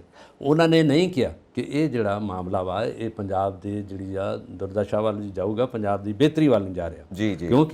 ਕਿਉਂਕਿ ਜੇ ਪੰਜਾਬ ਦੇ ਵਿੱਚੋਂ ਚੰਡੀਗੜ੍ਹ ਜੇ ਸਰ ਚੋਂ ਮਾਈਨਸ ਹੋ ਗਿਆ ਤੇ ਬਚੂਗਾ ਕੀ? ਜਿਸ ਤਰ੍ਹਾਂ ਆਪਾਂ ਕਹਿੰਦੇ ਹਾਂ ਕਿ ਫਰਾਂਸ ਦੀ ਰਾਜਧਾਨੀ ਜਿੱਦਾਂ ਆਪਾਂ ਕਹਾਂਗੇ ਕਿ ਉਹਦੀ ਰਾਜਧਾਨੀ, ਤੇ ਜਿਸ ਤਰ੍ਹਾਂ ਇਸ ਪੰਜਾਬ ਦੀ ਗੱਲ ਕਰ ਲਓ, ਲਹਿੰਦੇ ਪੰਜਾਬ ਦੀ ਲਾਹੌਰ ਹੈ, ਉਹਨਾਂ ਦੀ ਲਾਹੌਰ ਬਹੁਤ ਵਧੀਆ, ਸਾਡੇ ਲਈ ਚੰਡੀਗੜ੍ਹ ਬਹੁਤ ਵਧੀਆ, ਚੇਨਈ ਤਾਮਿਲਨਾਡੂ ਲਈ ਬਹੁਤ ਵਧੀਆ, ਕਿਉਂਕਿ ਸਾਡੇ ਉਹਨਾਂ ਦਿਲਾਂ ਨਾਲ ਜੁੜੀ ਹੁੰਦੀ ਹੈ ਰਾਜਧਾਨੀ ਦਾ ਜਿਹੜਾ ਤੁਹਾਡਾ ਆਉਂਦਾ ਕਿ ਸਾਡੀ ਹੈ ਰਾਜਧਾਨੀ, ਆਪਾਂ ਪੁੱਛਦੇ ਵੀ ਹੈ ਰਾਜਧਾਨੀ ਹੈ, ਹਿੰਦੁਸਤਾਨ ਦੀ ਰਾਜਧਾਨੀ ਦਿੱਲੀ ਹੈ ਸਾਡੀ। ਪਰ ਇੱਕ ਜ਼ਮਾਨਾ ਸੀਗਾ ਜਿਸ ਧਰਤੀ 'ਤੇ ਆਪਾਂ ਬੈਠੇ ਹਾਂ, ਜਦੋਂ ਪਾਕਿਸਤਾਨ ਦੀ ਵੰਡ ਹੋਈ, ਬਟਵਾਰਾ ਹੋਇਆ ਤੇ ਜਲੰਧਰ ਬਣੀ ਸੀ ਰਾਜਧਾਨੀ, ਜਲੰਧਰ ਤੇ ਗਰਮੀਆਂ 'ਚ ਸ਼ਿਮਲਾ ਅੰਗਰੇਜ਼ਾਂ ਦੇ ਟਾਈਮ ਤੋਂ ਬਾਅਦ ਇਮੀਡੀਏਟਲੀ, ਫਿਰ ਪ੍ਰਤਾਪ ਸਿੰਘ ਕੈਰੋਂ ਆਏ, ਸਾਰਾ ਕੁਝ ਹੋਇਆ, ਫਿਰ ਚੰਡੀਗੜ੍ਹ ਦਾ ਰੌਲਾ ਪਿਆ, ਚੰਡੀਗੜ੍ਹ ਦੇ ਰੌਲੇ 'ਚ ਵੀ ਅੱਧੀ ਹਰਿਆਣਾ ਲੈ ਗਿਆ, ਅੱਧੀ ਪੰਜਾਬ 'ਚ, ਫਿਰ ਵੀ 2 ਵੰਡੀਆਂ ਪੈ ਗਈਆਂ। ਦਰਸ਼ਨ ਸਿੰਘ ਫੇਰੂਮਾਨ ਹੋਣਾ ਨੇ ਜਿਹੜੀ ਸਟ੍ਰਾਈਕ ਕੀਤੀ, ਭੁੱਖ ਹੜਤਾਲ ਕੀਤੀ 66 ਦਿਨ ਜੀ, ਉਹ ਵਿਚਾਰੇ ਸ਼ਹੀਦ ਹੋ ਗਏ। ਉਹਦੇ 'ਚ ਸੰਤ ਫਤਿਹ ਸਿੰਘ ਹੋਰਾਂ ਨੇ ਵੀ ਇਹ ਮਾਮਲਾ ਚੁੱਕਿਆ ਸੀ, ਉਹਨਾਂ ਨੇ ਵੀ ਇਹਦਾ ਨਾਅਰਾ ਮਾਰਿਆ ਸੀ ਕਿ ਸਾਨੂੰ ਚੰਡੀਗੜ੍ਹ ਚਾਹੀਦਾ। ਔਰ ਇਹਦੇ 'ਚ ਫਿਰ ਰਾਜੀਵ ਤੇ ਹਰਚੰਦ ਸਿੰਘ ਲੌਂਗੋਵਾਲ 1985 'ਚ ਮਸਲਾ ਉੱਠਿਆ ਸੀਗਾ ਕਿ ਚੰਡੀਗੜ੍ਹ ਕਿਹਨੂੰ ਦਿੱਤਾ ਜਾਵੇ। ਇਹ ਹੋ ਗਿਆ ਸੈਂਟਰ ਤੋਂ ਫੈਸਲਾ ਕਿ ਚੰਡੀਗੜ੍ਹ ਜਿਹੜਾ ਪੰਜਾਬ ਨੂੰ ਹੀ ਦਿੱਤਾ ਜਾਊਗਾ, ਪਰ ਉਹ ਕਿਸੇ ਤਰੀਕੇ ਨਾਲ ਉਹ ਗੱਲ ਨਹੀਂ ਹੋਈ। ਪਰ ਅਜੇ ਉਹ ਮਾਮਲਾ ਜਿਉਂਦਾ ਤਿਉਂ ਹੋਇਆ, ਸਰਕਾਰ ਵੱਲੋਂ ਸਾਈਨ ਹੋਏ ਸੀ ਕਿ ਇਹ ਦਿੱਤਾ ਜਾਊਗਾ, ਪਰ ਵਿੱਚ ਹਰਿਆਣਾ ਆ ਗਿਆ। ਚਲੋ ਉਹਦੇ 'ਚ ਫਿਰ 60-40 ਦੀ % ਆ ਗਈ ਪਰਸੈਂਟੇਜ। ਨੰਬਰ 2 ਜੁਡੀਸ਼ਰੀ ਸਾਡੀਆਂ ਇੱਕੋ ਹੀ ਹੋ ਗਈਆਂ, ਹਰਿਆਣਾ ਔਰ ਪੰਜਾਬ ਦੀ ਹਾਈ ਕੋਰਟ ਇੱਕ ਹੀ ਹੋ ਗਈ, ਔਰ ਚੀਜ਼ਾਂ ਜਿਹੜੀਆਂ ਇਹ ਬਿਲਕੁਲ ਮਿਕਸ ਜਿਹੀਆਂ ਹੋ ਗਈਆਂ। ਇਹਦੇ ਵਿੱਚ ਡਿਮਾਂਡ ਤਾਂ ਪੰਜਾਬ ਦੀ ਸੀ, ਪਰ ਉਹਦੇ 'ਚ ਹਰਿਆਣਾ ਵੀ ਆ ਗਿਆ। ਪਰ ਉਹ ਚਲੋ ਹਰਿਆਣਾ ਵੀ ਆਪਣਾ ਭਰਾ ਹੀ ਆ, 1966 'ਚ ਭਾਵੇਂ ਵੱਖਰਾ ਹੋਇਆ, ਹਿਮਾਚਲ ਵੀ ਆਪਣੇ ਨਾਲ ਹੀ ਆ, ਪਰ ਇਹ ਨਹੀਂ ਹੋਇਆ ਕਿ ਇਹਨਾਂ ਨੇ ਕਹਿਤਾ ਵੀ ਹਿਮਾਚਲ ਦੀ ਰਾਜਧਾਨੀ ਸ਼ਿਮਲਾ ਨਹੀਂ, ਇਹ ਵੀ ਬਣਾ ਦਿਓ। ਕਈ ਚੀਜ਼ਾਂ ਜਿਹੜੀਆਂ ਐਂ ਇਕੱਠੀਆਂ ਕਰ ਦਿੱਤੀਆਂ ਜਿਨ੍ਹਾਂ 'ਚ ਡਿਸੀਜਨ ਲੈਣਾ, ਬੱਚਿਆਂ ਦੀ ਪੜ੍ਹਨਾ ਆਉਣਾ ਜਾਣਾ ਔਖਾ ਵੀ ਰਿਹਾ। ਇਸ ਵੇਲੇ ਜਿੰਨੇ ਮਸਲੇ ਆਪਾਂ ਨੂੰ ਹੱਲ ਕਰਨੇ ਪੈਂਦੇ, ਹਾਈ ਕੋਰਟ ਚੰਡੀਗੜ੍ਹ ਆ, ਗੱਡੀਆਂ 'ਤੇ ਲੋਕ ਜਾਂਦੇ ਵਿਚਾਰੇ ਫੈਸਲੇ ਕਰਾਉਣ, ਜਿਨ੍ਹਾਂ ਦੇ ਹਾਈ ਕੋਰਟ 'ਚ ਲੱਗ ਜਾਂਦੇ, ਸੈਸ਼ਨ ਕੋਰਟ ਤੋਂ ਬਾਅਦ ਹਾਈ ਕੋਰਟ ਹੀ ਆ, ਤੇ ਸਾਨੂੰ ਚੰਡੀਗੜ੍ਹ ਗਾਹੇ ਬਗਾਏ ਜਾਣਾ ਹੀ ਪੈਂਦਾ। ਪਰ ਅਜਿਹੇ ਫੈਸਲੇ ਕਰਕੇ ਬੜੀ ਲੋਕਾਂ 'ਚ ਜਿਹੜੀ ਆ ਨਿਰਾਸ਼ਤਾ ਪੈਦਾ ਹੋ ਗਈ, ਔਰ ਉਸੇ ਤਰ੍ਹਾਂ ਹੀ ਉਹ ਹੋ ਗਿਆ, ਭਾਵੇਂ ਉਹ ਕਿਸਾਨ ਆ, ਭਾਵੇਂ ਦੁਕਾਨਦਾਰ ਆ, ਭਾਵੇਂ ਵਿਚਾਰਾ ਕੋਈ ਨੌਕਰੀ ਵਾਲਾ, ਭਾਵੇਂ ਕੋਈ ਵੀ ਹੈਗਾ, ਪਰ ਹੈ ਤਾਂ ਪੰਜਾਬੀ ਨਾ। ਪਰ ਪੰਜਾਬੀ ਨੂੰ ਇਸ ਗੱਲ ਦਾ ਬਹੁਤ ਦੁੱਖ ਹੋਇਆ, ਔਰ ਸਾਰੇ ਪੰਜਾਬੀਆਂ ਨੇ ਇਹਨੂੰ ਜਿਹੜਾ ਨਿਰਾਸ਼ਤਾ ਦਾ ਮੁੱਦਾ ਦੱਸਿਆ। ਪਰ ਇਹਦੇ 'ਚ ਬਹੁਤ ਤਾਂ ਬੋਲੇ ਨਹੀਂ, ਜਿਹਦੇ 'ਚ ਹੁਣ ਨਵਜੋਤ ਸਿੱਧੂ ਇਹਦੇ 'ਤੇ ਬਹੁਤ ਨਹੀਂ ਬੋਲਿਆ, ਉਹਨਾਂ ਨੇ ਇਹਦੇ ਬਾਰੇ ਨਹੀਂ ਕੁਝ ਸ਼ਬਦ ਕਹੇ। ਸੁਖਪਾਲ ਖਹਿਰਾ ਬੋਲਦਾ ਰਹੇ, ਉਹਨਾਂ ਨੇ ਬੋਲਿਆ। ਅਕਾਲੀ ਦਲ 'ਚ ਡਾਕਟਰ ਦਲਜੀਤ ਸਿੰਘ ਚੀਮਾ ਨੇ ਇਹਦੀ ਵਿਰੋਧਤਾ ਕੀਤੀ, ਸਾਰੀਆਂ ਪਾਰਟੀਆਂ ਵੱਲੋਂ ਹੋਇਆ। ਪਰ ਜਿਸ ਤਰ੍ਹਾਂ ਤੁਸੀਂ ਕਿਹਾ ਵੀ ਬਾਕੀ ਤਾਂ ਨਹੀਂ, ਕੁਝ ਪਾਰਟੀਆਂ ਅੱਗੇ ਆਈਆਂ। ਜਦੋਂ ਕਿ ਯੂਨਾਈਟ ਹੋਣਾ ਚਾਹੀਦਾ, ਤੇ ਰਾਜ ਸਭਾ 'ਚ ਸਾਡੇ ਮੈਂਬਰ ਉਹਨਾਂ ਨੂੰ ਗੱਲ ਚੁੱਕਣੀ ਚਾਹੀਦੀ ਹੈ। ਕਿਉਂ ਜੇ ਅੱਜ ਨਹੀਂ ਗੱਲ ਕਰਨਗੇ ਤਾਂ ਜੇ ਗੱਲ ਨੱਪੀ ਰਹੀ ਤੇ ਫਿਰ ਇਹਦਾ ਨੋਟੀਫਿਕੇਸ਼ਨ ਹੋ ਜਾਣਾ, ਤੇ ਗੱਲ ਪੂਰਾ ਇੰਪਲੀਮੈਂਟ ਹੋ ਜਾਣੀ। ਅਜੇ ਤਾਂ ਇਹ ਬਿਲਕੁਲ ਗਰਮ ਮੁੱਦਾ। ਗੱਲ ਇਹੀ ਹੋਇਆ ਨਾ ਕਿ ਇੰਨੇ ਮਸਲੇ ਰੋਜ਼ ਨਵੇਂ ਮਸਲੇ ਪੈਦਾ ਕਰੋਗੇ ਤਾਂ ਫਿਰ ਤਰੱਕੀ ਕਦੋਂ ਕਰਨੀ ਹੈ, ਕਦੋਂ ਤਰੱਕੀ ਵੱਲ ਜਾਣਾ। ਅਸੀਂ ਕੋਰਟਾਂ 'ਚ ਉਲਝੇ ਰਵਾਂਗੇ। ਹੁਣ ਕੋਰਟਾਂ 'ਚ ਉਲਝਣ ਦੀ ਜੇ ਗੱਲ ਕਰੋ, ਝੂਠੇ ਕੇਸ ਵੀ ਚੱਲਦੇ ਸੀ, ਝੂਠੇ ਕੇਸ ਵੀ ਪਾਏ ਗਏ, ਲੋਕਾਂ ਦੀਆਂ ਜ਼ਿੰਦਗੀਆਂ ਬਰਬਾਦ ਹੋ ਗਈਆਂ। ਅਸੀਂ ਉਹ ਵੀ ਦੇਖੀਆਂ ਪੁਰਾਣੀਆਂ ਗਵਰਨਮੈਂਟਸ ਦੇ ਵਿੱਚ ਝੂਠੇ ਕੇਸ। ਮਜੀਠੀਆ ਸਾਹਿਬ ਅਲੱਗ ਕੇਸ 'ਚ ਫਸੇ ਹੋਏ ਨੇ, ਉਹ ਇੱਕ ਅਲੱਗ ਸਮੱਸਿਆ ਹੈ ਕਿ ਨਸ਼ੇ ਦੇ ਪੰਗੇ ਬਹੁਤ ਨੇ ਸਾਡੇ ਦੇਸ਼ ਦੇ ਵਿੱਚ, ਉਹ ਪੰਗਾ ਹੈ। ਹੁਣ ਕਈ ਲੋਕ ਕਹਿੰਦੇ ਨੇ ਕਿ ਜਦੋਂ ਵੀ ਦੇਖੋ ਤੇ ਇਹਨਾਂ ਦੀ ਜੁਡੀਸ਼ੀਅਲ ਰਿਮਾਂਡ ਲਿੱਤਾ ਜਾਂਦਾ ਹੈ, ਮਜੀਠੀਆ ਸਾਹਿਬ ਦਾ, ਪੁਲਿਸ ਰਿਮਾਂਡ ਕਿਉਂ ਨਹੀਂ ਲਿੱਤਾ ਜਾਂਦਾ, ਪੁਲਿਸ ਰਿਮਾਂਡ 'ਚ ਕਿਉਂ ਨਹੀਂ ਪੁੱਛਤਾਛ ਕੀਤੀ ਜਾਂਦੀ, ਇਹ ਵੀ ਕਈ ਐਕਸਪਰਟ ਗੱਲਾਂ ਕਰਦੇ ਨੇ। ਸੋ ਗੱਲਾਂ ਤਾਂ ਤਰ੍ਹਾਂ ਦੀਆਂ ਨੇ। ਹੁਣ ਪਿੱਛੇ ਜੇ ਹੁਣ ਜੇਲ੍ਹ ਦੀਆਂ ਗੱਲਾਂ ਕਰਦੇ ਨੇ ਤੇ ਜੇਲ੍ਹ ਦੀਆਂ ਗੱਲਾਂ 'ਚ ਕਹਿੰਦੇ ਨੇ ਕਿ ਜੇਲ੍ਹ ਦੇ ਅੰਦਰ ਤੁਹਾਨੂੰ ਸਭ ਕੁਝ ਮਿਲ ਜਾਂਦਾ ਹੈ, ਜੋ ਜੇਲ੍ਹ ਮੈਨੂਅਲ ਦੇ ਮੁਤਾਬਿਕ ਨਹੀਂ ਆ। ਮੋਬਾਈਲ ਫੋਨਸ ਵੀ ਅੰਦਰ ਜਾਂਦੇ ਨੇ। ਕਈ ਲੋਕ ਤਾਂ ਇੱਥੇ ਤੋਂ ਕਹਿੰਦੇ ਨੇ ਕਿ ਕਿਸੇ ਨੂੰ ਨਸ਼ੇ ਦੇ ਆਦਤ ਪਈ ਹੋਈ ਉਹਨਾਂ ਨੂੰ ਨਸ਼ਾ ਵੀ ਅੰਦਰ ਮਿਲ ਜਾਏਗਾ, ਇਹ ਵੀ ਗੱਲ ਕੀਤੀ ਜਾਂਦੀ ਹੈ। ਪਰ ਇਹ ਕਹਿ ਰਹੇ ਕਿ ਇਹਨੂੰ ਮਿਲਣ ਵੀ ਗਏ ਆ, ਮਿਲਣ ਵੀ ਗਏ ਸੁਖਬੀਰ ਨੇ, ਬਾਦਲ ਸੁਖਬੀਰ ਬਾਦਲ ਉਹਨਾਂ ਦੀ ਵਾਈਫ ਦੋਨੇ ਗਏ ਉੱਥੇ, ਹਰਸਿਮਰਤ ਬਾਦਲ ਦੋਨੇ ਗਏ। ਜਦੋਂ ਇਹਨਾਂ ਦਾ ਜਨਮ ਦਿਨ ਸੀ ਉਦੋਂ ਸ਼ਿਵਰਾਜ ਸਿੰਘ ਸੀ ਸੁਪਰਡੈਂਟ ਇਸ ਜੇਲ੍ਹ ਦੇ ਪਟਿਆਲਾ ਦੇ, ਔਰ ਉਦੋਂ ਬਾਅਦ ਉਹਨਾਂ ਦੀਆਂ ਕੁਝ ਇੱਧਰ ਉੱਧਰ ਜਦੋਂ ਗਏ ਆ ਚੈੱਕ ਕੀਤਾ ਉਹ ਕਿਤੇ ਲੰਚ ਕਰਨ ਗਏ ਜਾਂ ਨਹੀਂ ਅਵੇਲੇਬਲ ਹੋਏ, ਕੁਝ ਇਦਾਂ ਦੀ ਗੱਲਾਂ ਕਰਕੇ ਉਹਨਾਂ ਨੂੰ ਟ੍ਰਾਂਸਫਰ ਕਰਤਾ। ਫਿਰ ਆ ਗਏ ਸੁੱਚਾ ਸਿੰਘ ਐਟ ਪ੍ਰੈਜ਼ੈਂਟ ਆ ਜਿਹੜੇ ਹੈਗੇ, ਉਹਨਾਂ ਤੇ ਵੀ ਉਂਗਲੀ ਉੱਠੀ ਪਈ, ਇਹ ਵੀ ਥੋੜੀ ਜਿਹੀ ਫੇਵਰ ਕਰ ਰਹੇ ਨੇ, ਫੇਵਰ ਕਰਦੇ ਵੀ ਆ, ਔਰ ਉਹਦੀ ਵੀਡੀਓ ਵੀ ਆਉਂਦੀ ਆ, ਬੜਾ ਕੁਝ ਪਤਾ ਲੱਗਦਾ। ਉਹਦੇ ਬਾਵਜੂਦ ਦੇਖ ਲਓ ਉਹਨਾਂ ਦਾ ਜਨਮ ਦਿਨ ਆ ਤੇ ਬਹੁਤ ਗਏ, VIP ਟ੍ਰੀਟਮੈਂਟ ਵੀ ਹੈਗੀ ਆ। ਜਦੋਂ ਇਲੈਕਸ਼ਨ ਆ ਉਹ ਫਿਰ ਬਾਹਰ ਆ, ਉਹਨਾਂ ਇਲੈਕਸ਼ਨ ਲੜੀ ਵੀ ਆ ਕੇ, ਉਹਨਾਂ ਨੇ ਸਾਰਾ ਲੋਕਾਂ ਨੂੰ ਸਮਝਾਇਆ ਆ ਕੇ ਕਿਹਾ ਵੀ ਆ ਮੇਰੇ ਤੇ ਝੂਠਾ ਮਾਮਲਾ ਵਾ। ਉਹ ਜਦੋਂ ਆਏ ਆ ਅੰਮ੍ਰਿਤਸਰ ਨੂੰ ਤਾਂ ਅੰਮ੍ਰਿਤਸਰ ਦਾ ਸਾਰਾ ਟ੍ਰੈਫਿਕ ਜਾਮ, ਲੋਕਾਂ ਦੀ ਲੰਘਣਾ ਮੁਹਾਲ ਹੋ ਗਿਆ, ਕੋਈ ਲੰਘਿਆ ਨਹੀਂ ਗਾ, ਫੁੱਲਾਂ ਦੀ ਵਰਖਾ ਹੋ ਰਹੀ ਆ, ਸਾਰਾ ਕੁਝ ਹੋ ਰਿਹਾ। ਉਦੋਂ ਕਿ ਇਹ ਗਿਣਿਆ ਗਿਆ ਸੀਗਾ ਕਿ ਜਿੰਨੇ ਨੁਮਾਇੰਦੇ ਨੇ ਸਾਰਿਆਂ ਦੇ ਕੇਸ ਆ, ਕਿਸੇ ਤੇ ਉਹ ਸੁਖਪਾਲ ਖਹਿਰਾ ਤੇ ਵੀ ਕੇਸ ਸੀਗਾ ਮਨੀ ਲਾਂਡਰਿੰਗ ਦਾ, ਔਰ ਇਹਨਾਂ ਤੇ ਵੀ ਇਹ ਕੇਸ ਸੀਗਾ ਤਸਕਰੀ ਦਾ, ਇਹਦਾ ਨਸ਼ਿਆਂ ਦੇ ਵਿੱਚ ਇਨਵੋਲਵ ਨੇ ਨਸ਼ਿਆਂ ਤੇ। ਔਰ ਉਦੋਂ ਕੋਈ ਵੀ ਗਿਣ ਲਓ ਤੁਸੀਂ ਉਂਗਲਾਂ ਤੇ, ਸਾਰਿਆਂ ਤੇ ਕੋਈ ਨਾ ਕੋਈ ਇਦਾਂ ਦੇ ਬਲੇਮ ਹੈਗੇ ਸੀਗੇ। ਬਿਲਕੁਲ ਹੈਗੇ। ਪਰ ਫਿਰ ਵੀ ਲੋਕਾਂ ਨੇ ਆਪਣਾ ਜਿਹੜਾ ਦਿਮਾਗ ਵਰਤਿਆ ਔਰ ਜਨਤਾ ਨੇ ਆਪਣਾ ਨੂੰ ਜੋ ਚਾਹਿਆ, ਜੋ ਉਹਨਾਂ ਨੇ ਚਾਹਿਆ ਉਹਨਾਂ ਨੇ ਕਰਕੇ ਉਸ ਤਰ੍ਹਾਂ ਦੀ ਸਰਕਾਰ ਬਣਾ ਲਈ।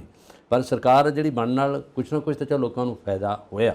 ਫਾਇਦਾ ਹੋਣ ਤੋਂ ਬਾਅਦ ਜਦੋਂ ਕੋਈ ਇਹ ਗੱਲ ਕਰਦੇ ਉਹਦੇ ਨਾਲ ਕੋਈ ਉਹ ਗੱਲ ਦੂਜੇ ਪਾਸੇ ਅੜਚਨ ਆ ਜਾਂਦੀ ਹੈ। ਜਿਸ ਤਰ੍ਹਾਂ ਜਿਹੜਾ ਪ੍ਰੀਪੇਡ ਮੀਟਰਾਂ ਦੀ ਗੱਲ ਆਈ, ਉਹਦੇ 'ਚ ਉਹਨਾਂ ਨੇ ਕਿਹਾ ਵੀ ਪ੍ਰੀਪੇਡ ਮੀਟਰ ਲਾਉਣੇ ਆ, ਉੱਧਰੋਂ ਲੈਟਰ ਆ ਗਿਆ ਸੈਂਟਰ ਵੱਲੋਂ, ਉੱਧਰੋਂ ਇਹਨਾਂ ਦਾ ਸ਼ੁਰੂ ਹੋ ਗਿਆ। ਪਰ ਹੁਣ ਜਦੋਂ ਮੀਟਰ ਲਾਉਣ ਆਏ ਪਿੰਡਾਂ 'ਚ ਡੰਡਾ ਫੇਰਿਆ ਲੋਕਾਂ ਨੇ ਭਜਾਏ ਉਹ। ਇਸੇ ਕਰਕੇ ਜੇ ਸਖਤੀ ਵਰਤਣਗੇ ਲੋਕ, ਜੇ ਸਰਕਾਰ ਦੀਆਂ ਗੱਲਾਂ ਮੰਨਦੇ ਰਹਿਣਗੇ ਤਾਂ ਉਹਨਾਂ ਤੱਕ ਆਪਣਾ ਜੋ ਫਾਇਦਾ ਉਹ ਗਵਾਚ ਜਾਊਗਾ। 85,000 ਕਰੋੜ ਦਾ ਖਰਚਾ ਹੈ ਇਹਨਾਂ ਮੀਟਰਸ ਦੇ ਉੱਤੇ, ਜਿਹਦੇ ਵਿੱਚ ਸੈਂਟਰ ਨੇ ਸਿਰਫ 15% ਦੇਣਾ ਹੈ, ਬਾਕੀ ਬੋਝ ਸਾਰਾ ਸਟੇਟ ਗਵਰਨਮੈਂਟ ਤੇ ਪਊਗਾ। ਠੀਕ ਹੈ, ਹੁਣ ਇਹ ਅਲੱਗ ਪੰਗੇ ਪੈਣਗੇ। ਹੁਣ ਜਿਹੜੀ ਅਸੀਂ ਜੇਲ੍ਹ ਦੀ ਗੱਲ ਕੀਤੀ ਆ, ਉਹਦੇ ਚ ਮੈਨੂਅਲ ਦੇ ਵਿੱਚ ਜਿਹੜੀਆਂ ਚੀਜ਼ਾਂ ਨੇ ਉਹ ਵੀ ਮਿਲਦੀਆਂ ਨੇ, ਔਰ ਸੁਣਨ ਚ ਇਹ ਵੀ ਆਉਂਦਾ ਕਿ MLAs ਜਿਹੜੇ ਜੇਲ੍ਹ ਚ ਹੁੰਦੇ ਨੇ ਜਾਂ ਗੈਂਗਸਟਰਸ ਬੈਠੇ ਹੋਏ ਨੇ, ਉਹਨਾਂ ਨੂੰ VIP ਟ੍ਰੀਟਮੈਂਟ ਮਿਲਦਾ, ਉੱਥੇ ਜੋ ਚਾਹੁੰਦੇ ਨੇ ਉੱਥੇ ਮਿਲ ਜਾਂਦਾ ਉਹਨਾਂ ਨੂੰ। ਹੁਣ ਜਿਹੜੀ ਤੁਸੀਂ ਕੀ ਹੈ ਕਿ ਸੁਖਬੀਰ ਬਾਦਲ ਸਾਹਿਬ ਗਏ ਨੇ, ਨਾਲ ਉਹਨਾਂ ਦੀ ਵਾਈਫ ਗਏ ਨੇ ਮਿਲਣ ਵਾਸਤੇ, ਉਸ ਤੋਂ ਬਾਅਦ ਉਹਨਾਂ ਨੇ ਚਾਹ ਪਾਣੀ ਪੀਤਾ ਉੱਥੇ ਜੇਲਰ ਦੇ ਕੋਲ ਜਾ ਕੇ, ਤੇ ਜੇਲਰ ਸਾਹਿਬ ਦੀ ਅਲੱਗ ਹੀ ਸਟੇਟਮੈਂਟ ਹੈ, ਕਹਿੰਦੇ ਕੋਈ ਵੀ ਆਏਗਾ ਮੈਨੂੰ ਮਿਲਣ ਆਏਗਾ, ਚਾਹ ਪਾਣੀ ਪਿਲਾਉਣਾ ਤਾਂ ਮੇਰਾ ਫਰਜ਼ ਬਣਦਾ। ਹੁਣ ਆਮ ਲੋਕ ਕਹਿੰਦੇ ਨੇ ਕਿ ਜੇ ਸਾਡੇ ਆਮ ਲੋਕਾਂ 'ਚ ਕੋਈ ਆਵੇ ਉਹਨਾਂ ਨੂੰ ਵੀ ਜੇਲਰ ਸਾਹਿਬ ਚਾਹ ਪਾਣੀ ਪਿਲਾਉਣਗੇ। ਤੇ ਕਿਹਾ ਜਾਂਦਾ ਕਿ ਜੋ ਇਸ ਵਕਤ ਜੇਲਰ ਸਾਹਿਬ ਹੈਗੇ ਨੇ, ਉਹਨਾਂ ਦੀ ਕਿਸੇ ਵਕਤ ਜਦੋਂ ਬਾਦਲ ਸਾਹਿਬ ਵੱਡੇ ਬਾਦਲ ਸਾਹਿਬ ਜੇਲ੍ਹ 'ਚ ਸੀਗੇ ਉਦੋਂ ਨਜ਼ਦੀਕੀਆਂ ਬਣੀਆਂ ਸੀ। ਅੱਜ ਜੋ ਦੋਸਤੀ ਹੈ, ਉਹ ਦੋਸਤੀ ਦੀ ਗੱਲ ਵੀ ਆਉਂਦੀ ਹੈ ਵਿੱਚ ਕਿ ਉਹ ਫੇਵਰ ਕਰ ਜਾਂਦੇ ਨੇ। ਹੁਣ ਕੁੱਲ ਮਿਲਾ ਕੇ ਜਿਹੜੀ ਸਥਿਤੀ ਬਣਦੀ ਪਈ ਹੈ, ਇਹ ਬੜਾ ਇੱਕ ਅਜੀਬ ਜਿਹੀ ਉਦਾਹਰਣ ਲੋਕਾਂ ਦੇ ਸਾਹਮਣੇ ਪੇਸ਼ ਹੁੰਦੀ ਪਈ ਕਿ ਆਮ ਲੋਕੀ, ਆਮ ਜਨਤਾ ਕਿੱਥੇ ਖੜੀ ਹੈ ਇਹ VIP ਕਲਚਰ ਦੇ ਵਿੱਚ। ਇਹ ਮਤਲਬ ਪੰਜਾਬ ਨੂੰ ਜਾਂ ਇਹ ਸਾਰੀ ਰਿਆਸਤ ਨੂੰ ਜਾਂ ਇਹ ਸਾਰੀ ਸਿਆਸਤ ਨੂੰ, ਸਾਰੀ ਐਡਮਿਨਿਸਟ੍ਰੇਸ਼ਨ ਨੂੰ ਆਪਣੀ ਜਾਇਦਾਦ ਸਮਝਦੇ ਕਿ ਸਾਡੀ ਜੱਦੀ ਪੁਸ਼ਤੀ ਜਾਇਦਾਦ ਤਾਂ ਜਿਵੇਂ ਅਸੀਂ ਮਰਜ਼ੀ ਕਰੀਏ, ਤੇ ਜਿਹੜੀ ਆਮ ਜਨਤਾ, ਆਮ ਪਬਲਿਕ ਆ, ਉਹਨੂੰ ਅਸੀਂ ਜਿਵੇਂ ਮਰਜ਼ੀ ਨੱਪ ਲਈਏ, ਜਿਵੇਂ ਮਰਜ਼ੀ ਦਬਾ ਦਈਏ। ਜਿਹੜੇ ਮੈਂ ਪਹਿਲਾਂ ਗੱਲ ਕੀਤੀ ਸੀ ਝੂਠੇ ਕੇਸਿਸ ਹੁੰਦੇ ਪਏ ਸੀ, ਜ਼ਿੰਦਗੀਆਂ ਬਰਬਾਦ ਹੋ ਗਈਆਂ, ਬਾਅਦ 'ਚ ਦੇਖੋ ਕੁਝ ਵੀ ਨਹੀਂ ਨਿਕਲਦਾ, ਉਧਰ ਪਰਿਵਾਰ ਤਬਾਹ ਹੋ ਗਏ, ਫਿਰ ਬਾਇਜ਼ਤ ਬਰੀ, ਕਿੰਨੇ ਸਾਲ ਕੇਸ ਚੱਲਦੇ ਰਹਿੰਦੇ ਨੇ। ਉਹ ਜ਼ਿੰਦਗੀ ਵਾਪਸ ਥੋੜਾ ਮੁੜਨੀ ਹੈ, ਉਹ ਸਾਲ ਉਹਨਾਂ ਨੂੰ ਵਾਪਸ ਥੋੜਾ ਮਿਲ ਜਾਣੇ ਨੇ, ਸਾਰੀਆਂ ਜ਼ਿੰਦਗੀਆਂ ਬਰਬਾਦ ਹੋ ਗਈਆਂ। ਇਹ ਗੱਲਾਂ ਨਾਲ ਚੱਲਦੀਆਂ ਪਈਆਂ।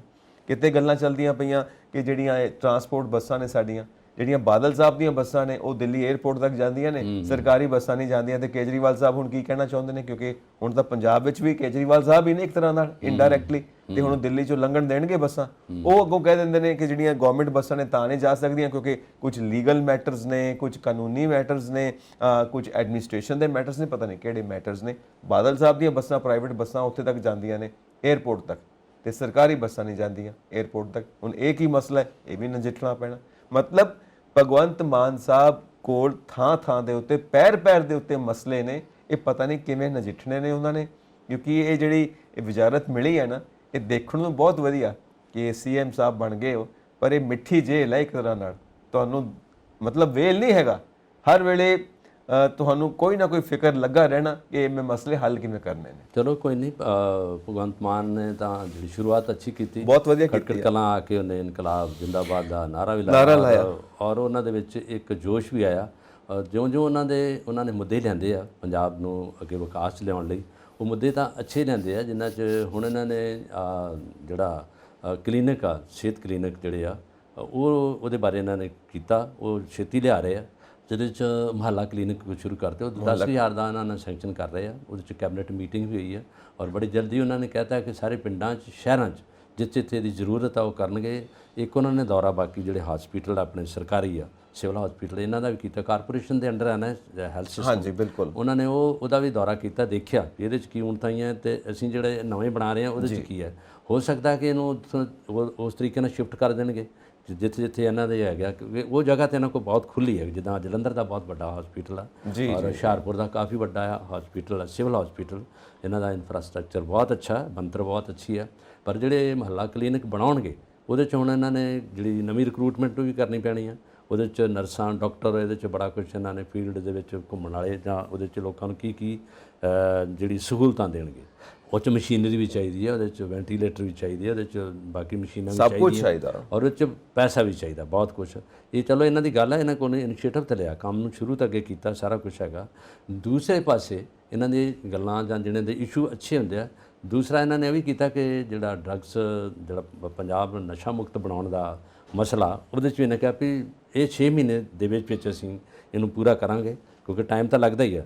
ਕੈਪਟਨ ਸਾਹਿਬ ਨੇ ਤੇ ਗੁਟਕਾ ਸਾਹਿਬ ਲੈ ਕੇ ਇਹਨਾਂ ਨੇ ਉਹ ਸਹੁੰ ਖਾ ਲਈ ਸੀ ਵੀ ਇਹਦੇ ਵਿੱਚ ਅਸੀਂ ਮਹੀਨੇ ਖੰਡ ਦੇ ਵਿੱਚ ਖਤਮ ਕਰ ਦਾਂਗੇ, ਪਰ ਉਹ ਜਿਹੜੀ ਆ ਉਹਦੇ ਵਿੱਚ ਉਹ ਗੱਲ ਲੱਗਦੀ ਵੀ ਇਹਦੇ ਵਿੱਚ ਕੋਈ, ਇਸ ਗੱਲ 'ਚ ਕੋਈ ਤੰਤ ਨਹੀਂ ਗਾ, ਉਹ ਗੱਲ ਨਹੀਂ ਪੂਰੀ ਹੋਈ। ਇਹਨਾਂ 6 ਮਹੀਨੇ ਦਾ ਵਕਫਾ ਲਿਆ ਵਾ, ਔਰ ਇਹ 'ਚ ਕਰਨਗੇ। ਇਹਨਾਂ ਨੇ ਕਿਹਾ ਵੀ ਤਸਕਰ ਅਸੀਂ ਫੜਾਂਗੇ ਜਿਹੜੇ ਕਿ ਨਸ਼ਾ ਵੰਡਦੇ ਆ, ਔਰ ਉਹਨਾਂ ਦੇ ਸਖਤ ਸਜ਼ਾ ਦਿੱਤੀ ਜਾਊਗੀ।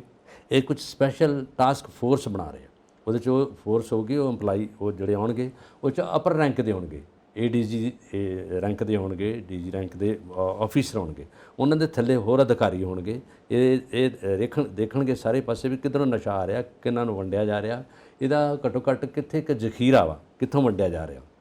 ਦੂਸਰੇ ਪਾਸੇ ਅਸੀਂ ਗੱਲ ਕਰਦੇ ਹਾਂ ਕਿ ਸਾਡੇ ਕੋਲ ਜਿਹੜੇ ਪੜੋਸੀ ਪ੍ਰਦੇਸ਼ ਜਾਂ ਦੇਸ਼ ਨੇ, ਉਹਨਾਂ 'ਚੋਂ ਵੀ ਆ ਰਿਹਾ। ਅਫਗਾਨਿਸਤਾਨ 'ਚੋਂ ਬਹੁਤ ਆਇਆ, ਕਿਉਂਕਿ ਉੱਥੇ ਅਫੀਮ ਵੀ ਹੁੰਦੀ ਹੈ, ਚਰਸ ਵੀ ਹੁੰਦੀ ਹੈ, ਭੰਗ ਵੀ ਹੁੰਦੀ ਹੈ, ਔਰ ਵਾਇਆ ਪਾਕਿਸਤਾਨ ਆਉਂਦਾ, ਔਰ ਵਾਹਗਾ ਬਾਰਡਰ ਵੱਲ ਦੀ ਆਉਂਦਾ, ਹਸੈਨੀ ਵਾਲੇ ਪਾਸੇ ਦੀ ਆਉਂਦਾ, ਜਿੱਦੀ ਸਾਡੀ ਬਾਉਂਡਰੀ ਆ। ਹਾਲਾਂਕਿ ਉੱਥੇ ਇੱਕ ਕੰਡੇਦਾਰ ਤਾਰ ਵੀ ਲੱਗੀ ਆ, ਉੱਚੀ ਤਾਰ, ਸਾਡੀ BSF ਉੱਥੇ ਘੁੰਮਦੀ ਆ। ਉਹਨਾਂ ਦੀ ਰੇਂਜ ਜਿਹੜੀ ਆਰਮੀ ਆ, ਜਿਹੜੇ ਕਾਲੀਆਂ ਸਲਵਾਰਾਂ ਪਾ ਕੇ ਤੇ ਪਟਕੇ ਬੰਨ੍ਹ ਕੇ ਉੱਚੇ ਲੰਬੇ ਜਵਾਨ ਆ। ਸ਼ਾਮ ਨੂੰ ਆਪਾਂ ਜਿੱਥੇ ਵਾਹਗਾ ਬਾਰਡਰ ਜਾਂਦੇ, ਜਦੋਂ ਫਲੈਗ ਸੈਰਾਮਨੀ ਹੁੰਦੀ ਆ, ਤਾਂ ਅਸੀਂ ਉੱਥੇ ਦੇਖਦੇ ਹਾਂ, ਉਹ ਵੀ ਬੜੇ ਉੱਚੇ ਜਵਾਨ, ਆਪਣੇ BSF ਦੇ ਵੀ ਬੜੇ ਉੱਚੇ ਜਵਾਨ ਆ, ਜਿਹੜੇ ਉੱਥੇ ਮਿਲਦੇ ਆ ਔਰ ਗੱਲਾਂ ਕਰਦੇ ਆ ਔਰ ਸੁਰੱਖਿਆ ਦਿੰਦੇ ਆ।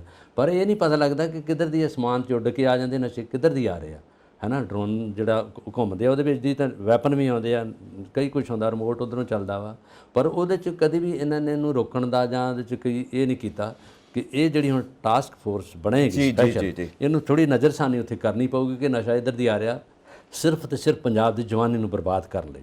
ਹੁਣ ਆਪਾਂ ਜੇ ਕਿਤੇ ਅਖਬਾਰ ਪੜ੍ਹੀਏ ਜਾਂ ਜਦੋਂ ਵੀਡੀਓ ਵੇਖਦੇ ਹਾਂ, ਮਾਨਸਾ ਦਾ ਏਰੀਆ, ਬਠਿੰਡਾ ਦਾ ਏਰੀਆ, ਤਰਨਤਾਰਨ ਦਾ ਏਰੀਆ, ਫਿਰੋਜ਼ਪੁਰ ਆ, ਫਰੀਦਕੋਟ ਆ, ਬਾਉਂਡਰੀ ਆ ਜਿਹੜੀ ਸਾਰੀ, ਈਵਨ ਦੁਆਬਾ ਔਰ ਮਾਝਾ, ਔਰ ਜਿੱਥੇ ਅਸੀਂ ਸਾਡਾ ਪੰਜਾਬ ਵੱਸਦਾ, ਉੱਥੇ ਕਿਤੇ ਵੀ ਕੋਈ ਕੋਨਾ ਨਹੀਂ ਬਚਿਆ ਜਿੱਥੇ ਨਸ਼ਾ ਨਹੀਂ ਲੈ ਰਹੇ ਲੋਕ, ਜਿੱਥੇ ਜਵਾਨੀਆਂ ਗਲ ਗਈਆਂ, ਜਿਹਦੇ 'ਚ ਜਵਾਨ ਮੁੰਡੇ ਰਹੇ ਨਹੀਂ ਗਏ।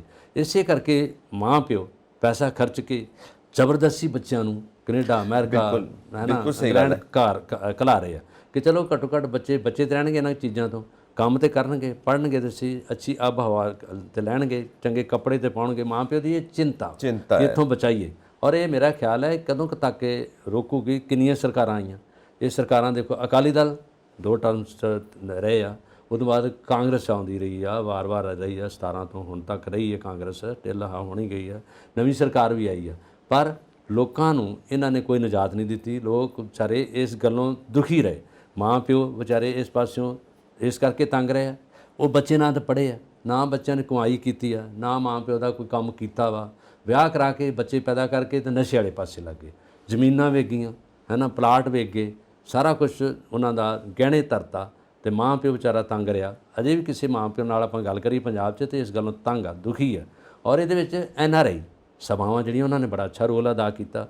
ਜਿਸ 'ਚੋਂ ਅਮਰੀਕਾ ਦੇ ਕੁਝ ਸੱਜਣ ਨੇ, ਜਿਹੜੀਆਂ ਸੰਸਥਾ ਨੇ, ਉਹਨਾਂ ਨੇ ਆ ਕੇ ਅੱਗੇ ਲਾ ਕੇ ਨਸ਼ਾ ਰੋਕੂ ਮੁਹਿੰਮ ਚਲਾਈ ਹੈ ਪੰਜਾਬ ਦੇ ਸਾਰੀਆਂ ਕੋਨਿਆਂ 'ਚ, ਪੈਸਾ ਵੀ ਦਿੱਤਾ, ਨਸ਼ਾ ਮੁਕਤ ਕੇਂਦਰ ਵੀ ਸਥਾਪਿਤ ਕੀਤੇ, ਉਹਦੇ 'ਚ ਵੀ ਪੈਸਾ ਲਾਇਆ।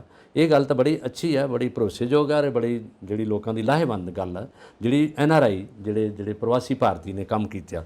ਪਰ ਜੇ ਸਰਕਾਰ ਵੀ ਇਸ ਵੱਲ ਧਿਆਨ ਦੇਵੇ, ਜਾਂ ਜਿੱਥੇ ਜਵਾਨ ਨੇ, ਜਿਹੜੀਆਂ ਸਾਡੀ ਨੌਜਵਾਨ ਸੰਸਥਾ ਨੇ, ਜਾਂ ਜਿਹੜੀਆਂ ਧਾਰਮਿਕ ਸਾਡੀਆਂ ਸੰਸਥਾ ਨੇ, ਸ਼੍ਰੋਮਣੀ ਅਕਾਲੀ ਦਲ ਜਿਹੜੀ ਆ, ਇਹਨੂੰ ਵੀ ਇੱਧਰ ਆਉਣਾ ਚਾਹੀਦਾ, ਕਿਉਂਕਿ ਇਹਨਾਂ ਦਾ ਬਜਟ ਆ, ਦੇਖੋ ਅੱਜ ਇਹਨਾਂ ਦਾ ਬਜਟ ਹੈ, ਪਾਰਲੀਮੈਂਟ ਤੋਂ ਸੈਕੰਡ ਬਜਟ ਹੈ, ਇੰਨਾ ਪੈਸਾ ਇੰਨਾ ਆ ਰਿਹਾ, ਔਰ ਚਲੋ ਉਹਦੇ 'ਚ ਕੰਮ ਤਾਂ ਕਰਦੇ ਆ, ਉਹ 'ਚ ਐਜੂਕੇਸ਼ਨ ਦੀਆਂ ਸੰਸਥਾਵਾਂ ਵੀ ਹੈਗੀਆਂ, ਮੈਡੀਕਲ ਵੀ ਹੈਗੀਆਂ, ਉਹਦੇ 'ਚ ਬੱਚਿਆਂ ਦੇ ਸਕੂਲ ਵੀ ਹੈਗੇ ਆ, ਹਰਕ੍ਰਿਸ਼ਨ ਪਬਲਿਕ ਸਕੂਲ ਇਸ ਤਰ੍ਹਾਂ ਦੇ ਹੈਗੇ ਆ।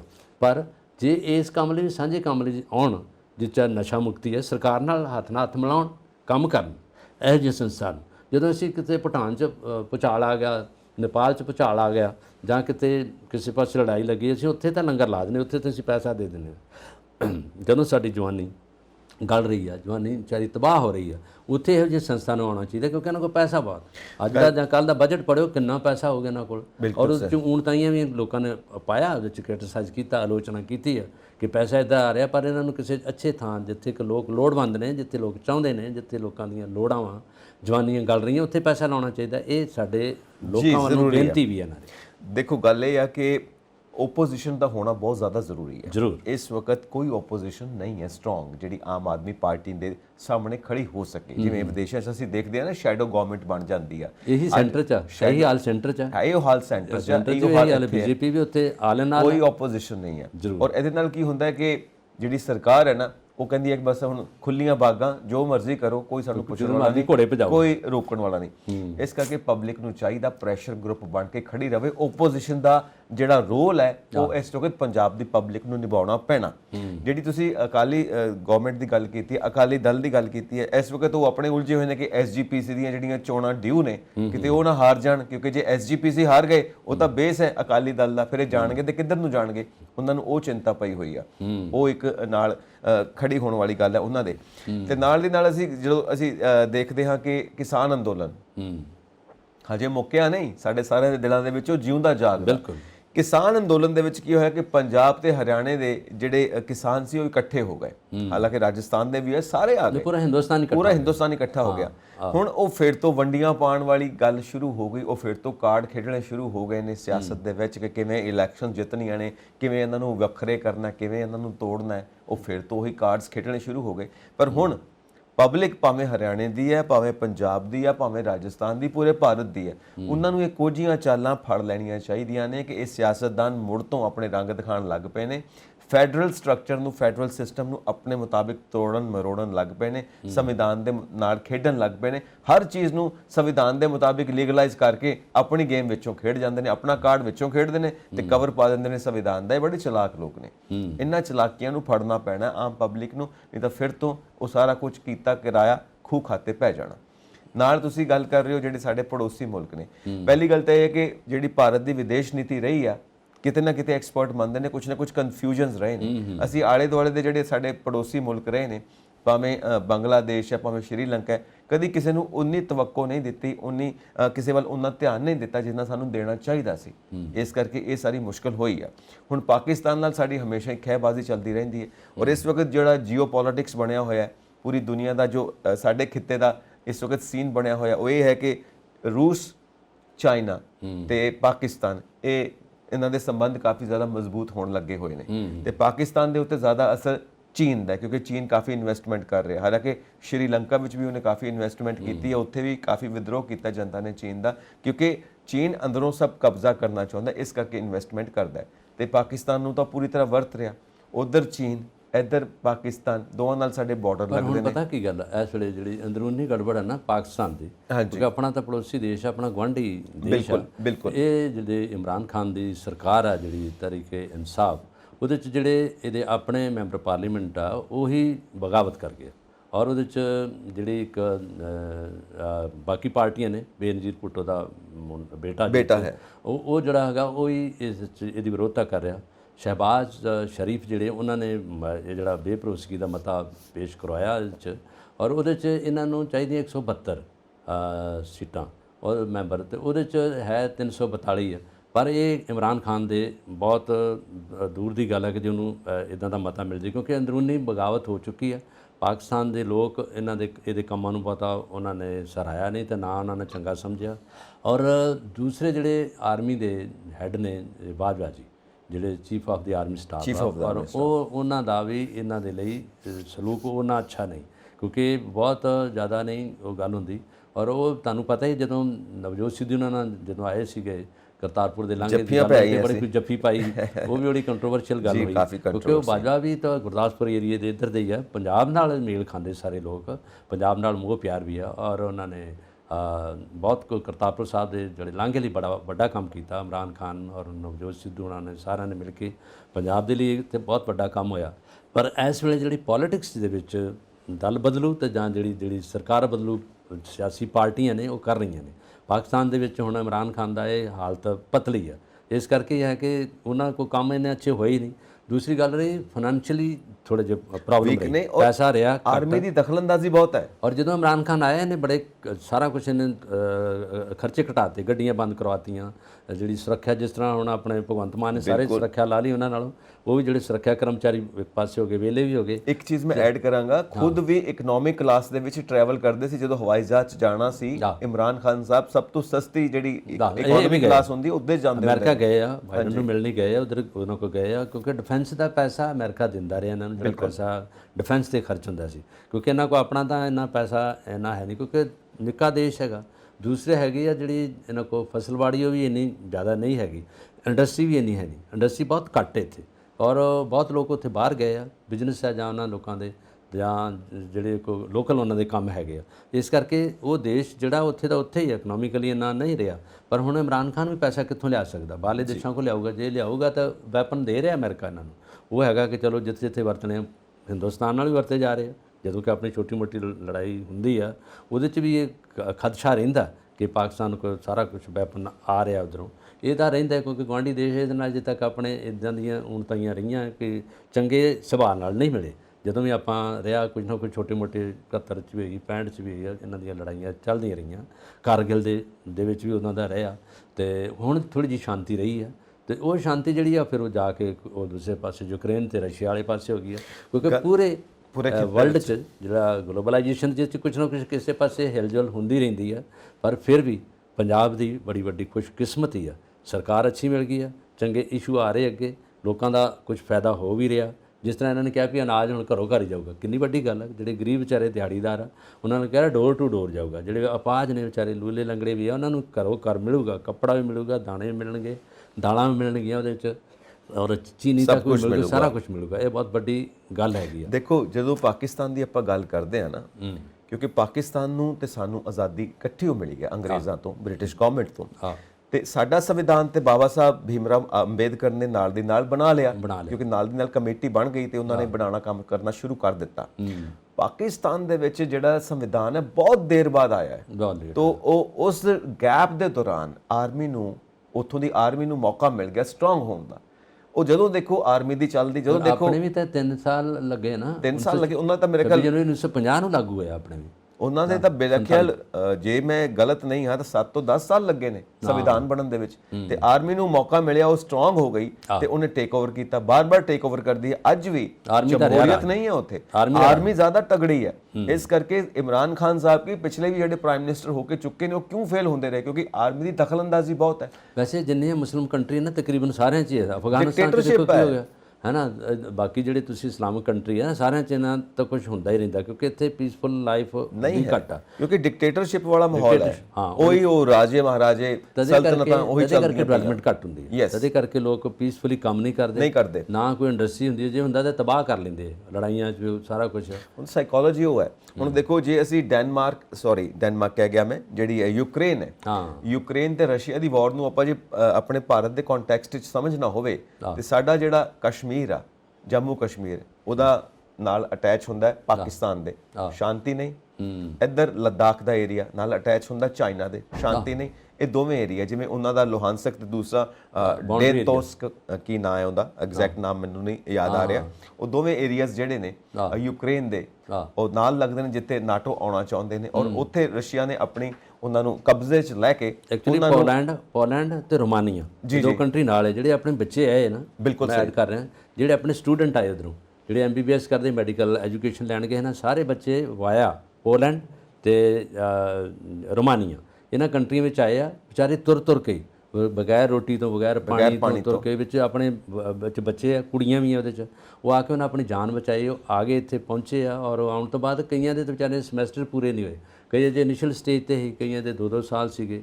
ਇਸ ਕਰਕੇ ਵੀ ਗਏ ਉਧਰੇ, ਗੱਲ ਇਹ ਇਸ ਕਰਕੇ ਵੀ ਗਏ ਕਿਉਂਕਿ ਉੱਥੇ ਐਜੂਕੇਸ਼ਨ ਪੰਜਾਬ ਨਾਲੋਂ ਫਿਰ ਵੀ ਸਸਤੀ ਸੀ, ਜਿੰਨੀ ਕੁ ਉਹਨਾਂ ਲਮਸਮ ਦਿੱਤੀ ਸਮੈਸਟਰ ਵਾਈਜ਼ ਇੰਸਟਾਲਮੈਂਟ 'ਚ ਦੇਤੀ ਆ, ਜਾਂ ਸਾਰਾ ਕੁਝ ਆਉਣ ਜਾਣ ਦਾ ਹੋਇਆ, ਉਹ ਸਾਰਾ ਕੁਝ ਉੱਥੇ ਇਹ ਪੂਰਾ ਹੋਇਆ। ਪਰ ਜਦੋਂ ਕੋ ਆਏ ਆ ਉਹ ਬੱਚੇ, ਕਈ ਵਿਚਾਰੇ ਫੱਟੜ ਵੀ ਹੋਏ, ਕਈਆਂ ਦੇ ਸੱਟਾਂ ਵੀ ਲੱਗੀਆਂ, ਕਈ ਕੁਝ ਹੋਇਆ ਜੀ। ਪਰ ਬਾਹਰ ਪੜ੍ਹਨ ਲਈ ਪਤਾ ਨਹੀਂ ਲੱਗਦਾ ਕਿਹੜੇ ਵੇਲੇ ਕੀ ਕੁਝ ਹੋ ਜਾਂਦਾ, ਕਿਸੇ ਪਾਸੇ ਵੀ ਹੋ ਜੇ। ਫਿਰ ਵੀ ਜੋ ਆਪਣਾ ਖਿੱਤਾ, ਆਪਣਾ ਏਰੀਆ ਜਾਂ ਸਾਰਾ ਕੁਝ, ਇੱਥੇ ਤੁਹਾਨੂੰ ਸ਼ੈਲਟਰ, ਇੱਥੇ ਤੁਹਾਡੀ ਸੁਰੱਖਿਆ। ਮੈਂ ਤੁਹਾਨੂੰ ਉਹੀ ਕਰ ਰਿਹਾ ਕਿ ਉਹ ਲੁਹਾਨਸਕ ਤੇ ਡੋਨੇਟਸਕ, ਉਹ ਦੋਵਾਂ ਇਲਾਕਿਆਂ ਨੂੰ ਇੰਡੀਪੈਂਡੈਂਟ ਘੋਸ਼ਿਤ ਕੀਤਾ ਹੈ ਰਸ਼ੀਆ ਨੇ, ਕਿਉਂਕਿ ਨਾਟੋ ਨੂੰ ਉਸ ਤੋਂ ਪਾਰ ਰੱਖਿਆ ਜਾਵੇ ਔਰ ਆਪਣੀ ਸੀਮਾ ਨੂੰ ਸੁਰੱਖਿਅਤ ਰੱਖਿਆ ਜਾਵੇ। ਇਹਦਾ ਵਰਜਨ ਹੈ ਰਸ਼ੀਆ ਦਾ।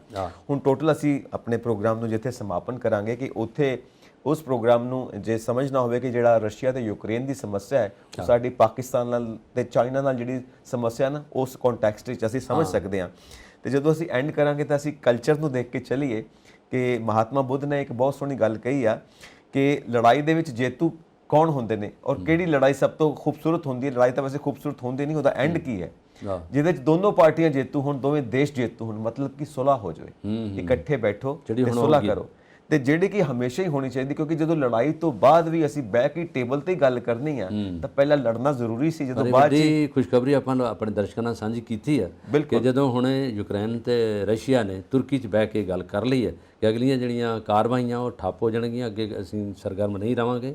ਰਸ਼ੀਆ ਨੇ ਕਹਿਤਾ ਕਿ ਮੈਂ ਹੌਲੀ ਹੌਲੀ ਆਪਣੀ ਫੌਜਾਂ ਵਾਪਸ ਲਿਆਉਂਗਾ। ਸੋ ਇਸੇ ਚੀਜ਼ ਨੂੰ ਆਪਾਂ ਲੈ ਕੇ ਚੱਲੀਏ ਕਿ ਜਿਵੇਂ ਮਹਾਤਮਾ ਬੁੱਧ ਨੇ ਕਿਹਾ ਕਿ ਸਾਰੇ ਜਾਣੇ ਜੇਤੂ ਹੋਣ, ਇਹਦਾ ਮਤਲਬ ਲੜਾਈ ਹੋਣੀ ਨਹੀਂ ਚਾਹੀਦੀ। ਔਰ ਅਸੀਂ ਕਲਪਨਾ ਕਰਦੇ ਹਾਂ, ਸਾਡੇ ਦਰਸ਼ਕ ਵੀ ਸੋਚਣ, ਕਲਪਨਾ ਕਰਨ, ਐਸੀ ਦੁਨੀਆ ਜਿਹਦੇ ਵਿੱਚ ਕੋਈ ਲੜਾਈ ਝਗੜਾ ਨਹੀਂ, ਕੋਈ ਖਰਾਬਾ, ਬਲੱਡ ਸ਼ੈਡ ਹੈਗਾ, ਕੁਝ ਵੀ ਨਹੀਂ, ਸਾਰਾ ਕੁਝ ਮਾਰ ਮਰਾਈ ਹੈਗੀ ਉਹਦੇ 'ਚ, ਕੋਈ ਇਹਦਾ ਸਿੱਟਾ ਕੁਝ ਨਹੀਂ, ਇਹਦਾ ਸਿੱਟਾ ਮਾੜਾ, ਕੋਈ ਗਰੀਬੀ ਨਾ ਹੋਵੇ, ਕੋਈ ਗਰੀਬ ਤੇ ਅਮੀਰ ਦਾ ਅੰਤਰ ਨਾ ਹੋਵੇ, ਮਤਲਬ ਬਹੁਤ ਖੂਬਸੂਰਤ ਦੁਨੀਆ ਹੋਵੇ। ਔਰ ਅਸੀਂ ਇਸ ਨੋਟ ਦੇ ਉੱਤੇ ਸਮਾਪਨ ਕਰਾਂਗੇ ਔਰ ਇਸ ਵਿਸ਼ਵਾਸ ਦੇ ਨਾਲ ਕਿ ਇੱਕ ਫਿਰ ਹੋਰ ਐਪੀਸੋਡ ਲੈ ਕੇ ਆਉਨੇ ਅਸੀਂ ਤਰਕ ਦਲੀਲ ਦਾ। ਤੁਸੀਂ ਕੁਝ ਕਹਿਣਾ ਚਾਹੋਗੇ ਜਾਂਦੇ ਕਿ ਇਨਬਾਕਸ ਦੇ ਵਿੱਚ ਕੀ ਲਿਖਿਆ? ਬੜੇ ਅੱਛੇ ਨੇ ਔਰ ਬੜੇ ਖੁਸ਼ ਮਜਾਜ ਨੇ, ਇਹ ਚਾਹੁੰਦੇ ਵੀ ਨੇ ਕਿ ਇਸੇ ਤਰ੍ਹਾਂ ਅਸੀਂ ਇਕੱਠੇ ਰਹੀਏ ਔਰ ਇਸੇ ਤਰ੍ਹਾਂ ਦੇ ਖੁਸ਼ੀ ਭਰੇ ਪੈਗਾਮ, ਖੁਸ਼ੀ ਭਰੀਆਂ ਖਬਰਾਂ ਮਿਲਦੀਆਂ ਰਹਿਣ, ਅਸੀਂ ਇਹਨਾਂ ਨਾਲ ਤਰਕ ਦਲੀਲ 'ਚ ਸਾਂਝੀਆਂ ਕਰਦੇ ਰਵਾਂਗੇ। ਬਿਲਕੁਲ। ਤੇ ਇਨਬਾਕਸ ਦੇ ਵਿੱਚ ਨਾ ਆਪਣੇ ਕਮੈਂਟਸ ਜ਼ਰੂਰ ਭੇਜੋ ਤਾਂ ਕਿ ਅਸੀਂ ਉਹਨਾਂ ਦੇ ਮੁਤਾਬਿਕ ਆਪਣੇ ਐਪੀਸੋਡਸ ਨੂੰ ਡਿਜ਼ਾਈਨ ਕਰੀਏ। ਬਿਲਕੁਲ, ਤੁਹਾਡੇ ਸੁਝਾਅ ਸਾਡੇ ਨਾਲ ਰਹਿਣਗੇ, ਤੁਹਾਡੀ ਸਲਾਹ ਬਿਲਕੁਲ ਸਾਡੇ ਨਾਲ ਹੈ,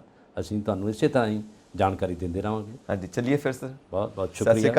ਸਤਿ ਸ਼੍ਰੀ ਅਕਾਲ। ਹੋਰ ਅਪਡੇਟਸ ਦੇ ਲਈ ਵੇਖਦੇ ਰਹੋ ਪੰਜਾਬ ਮੇਲ USA TV।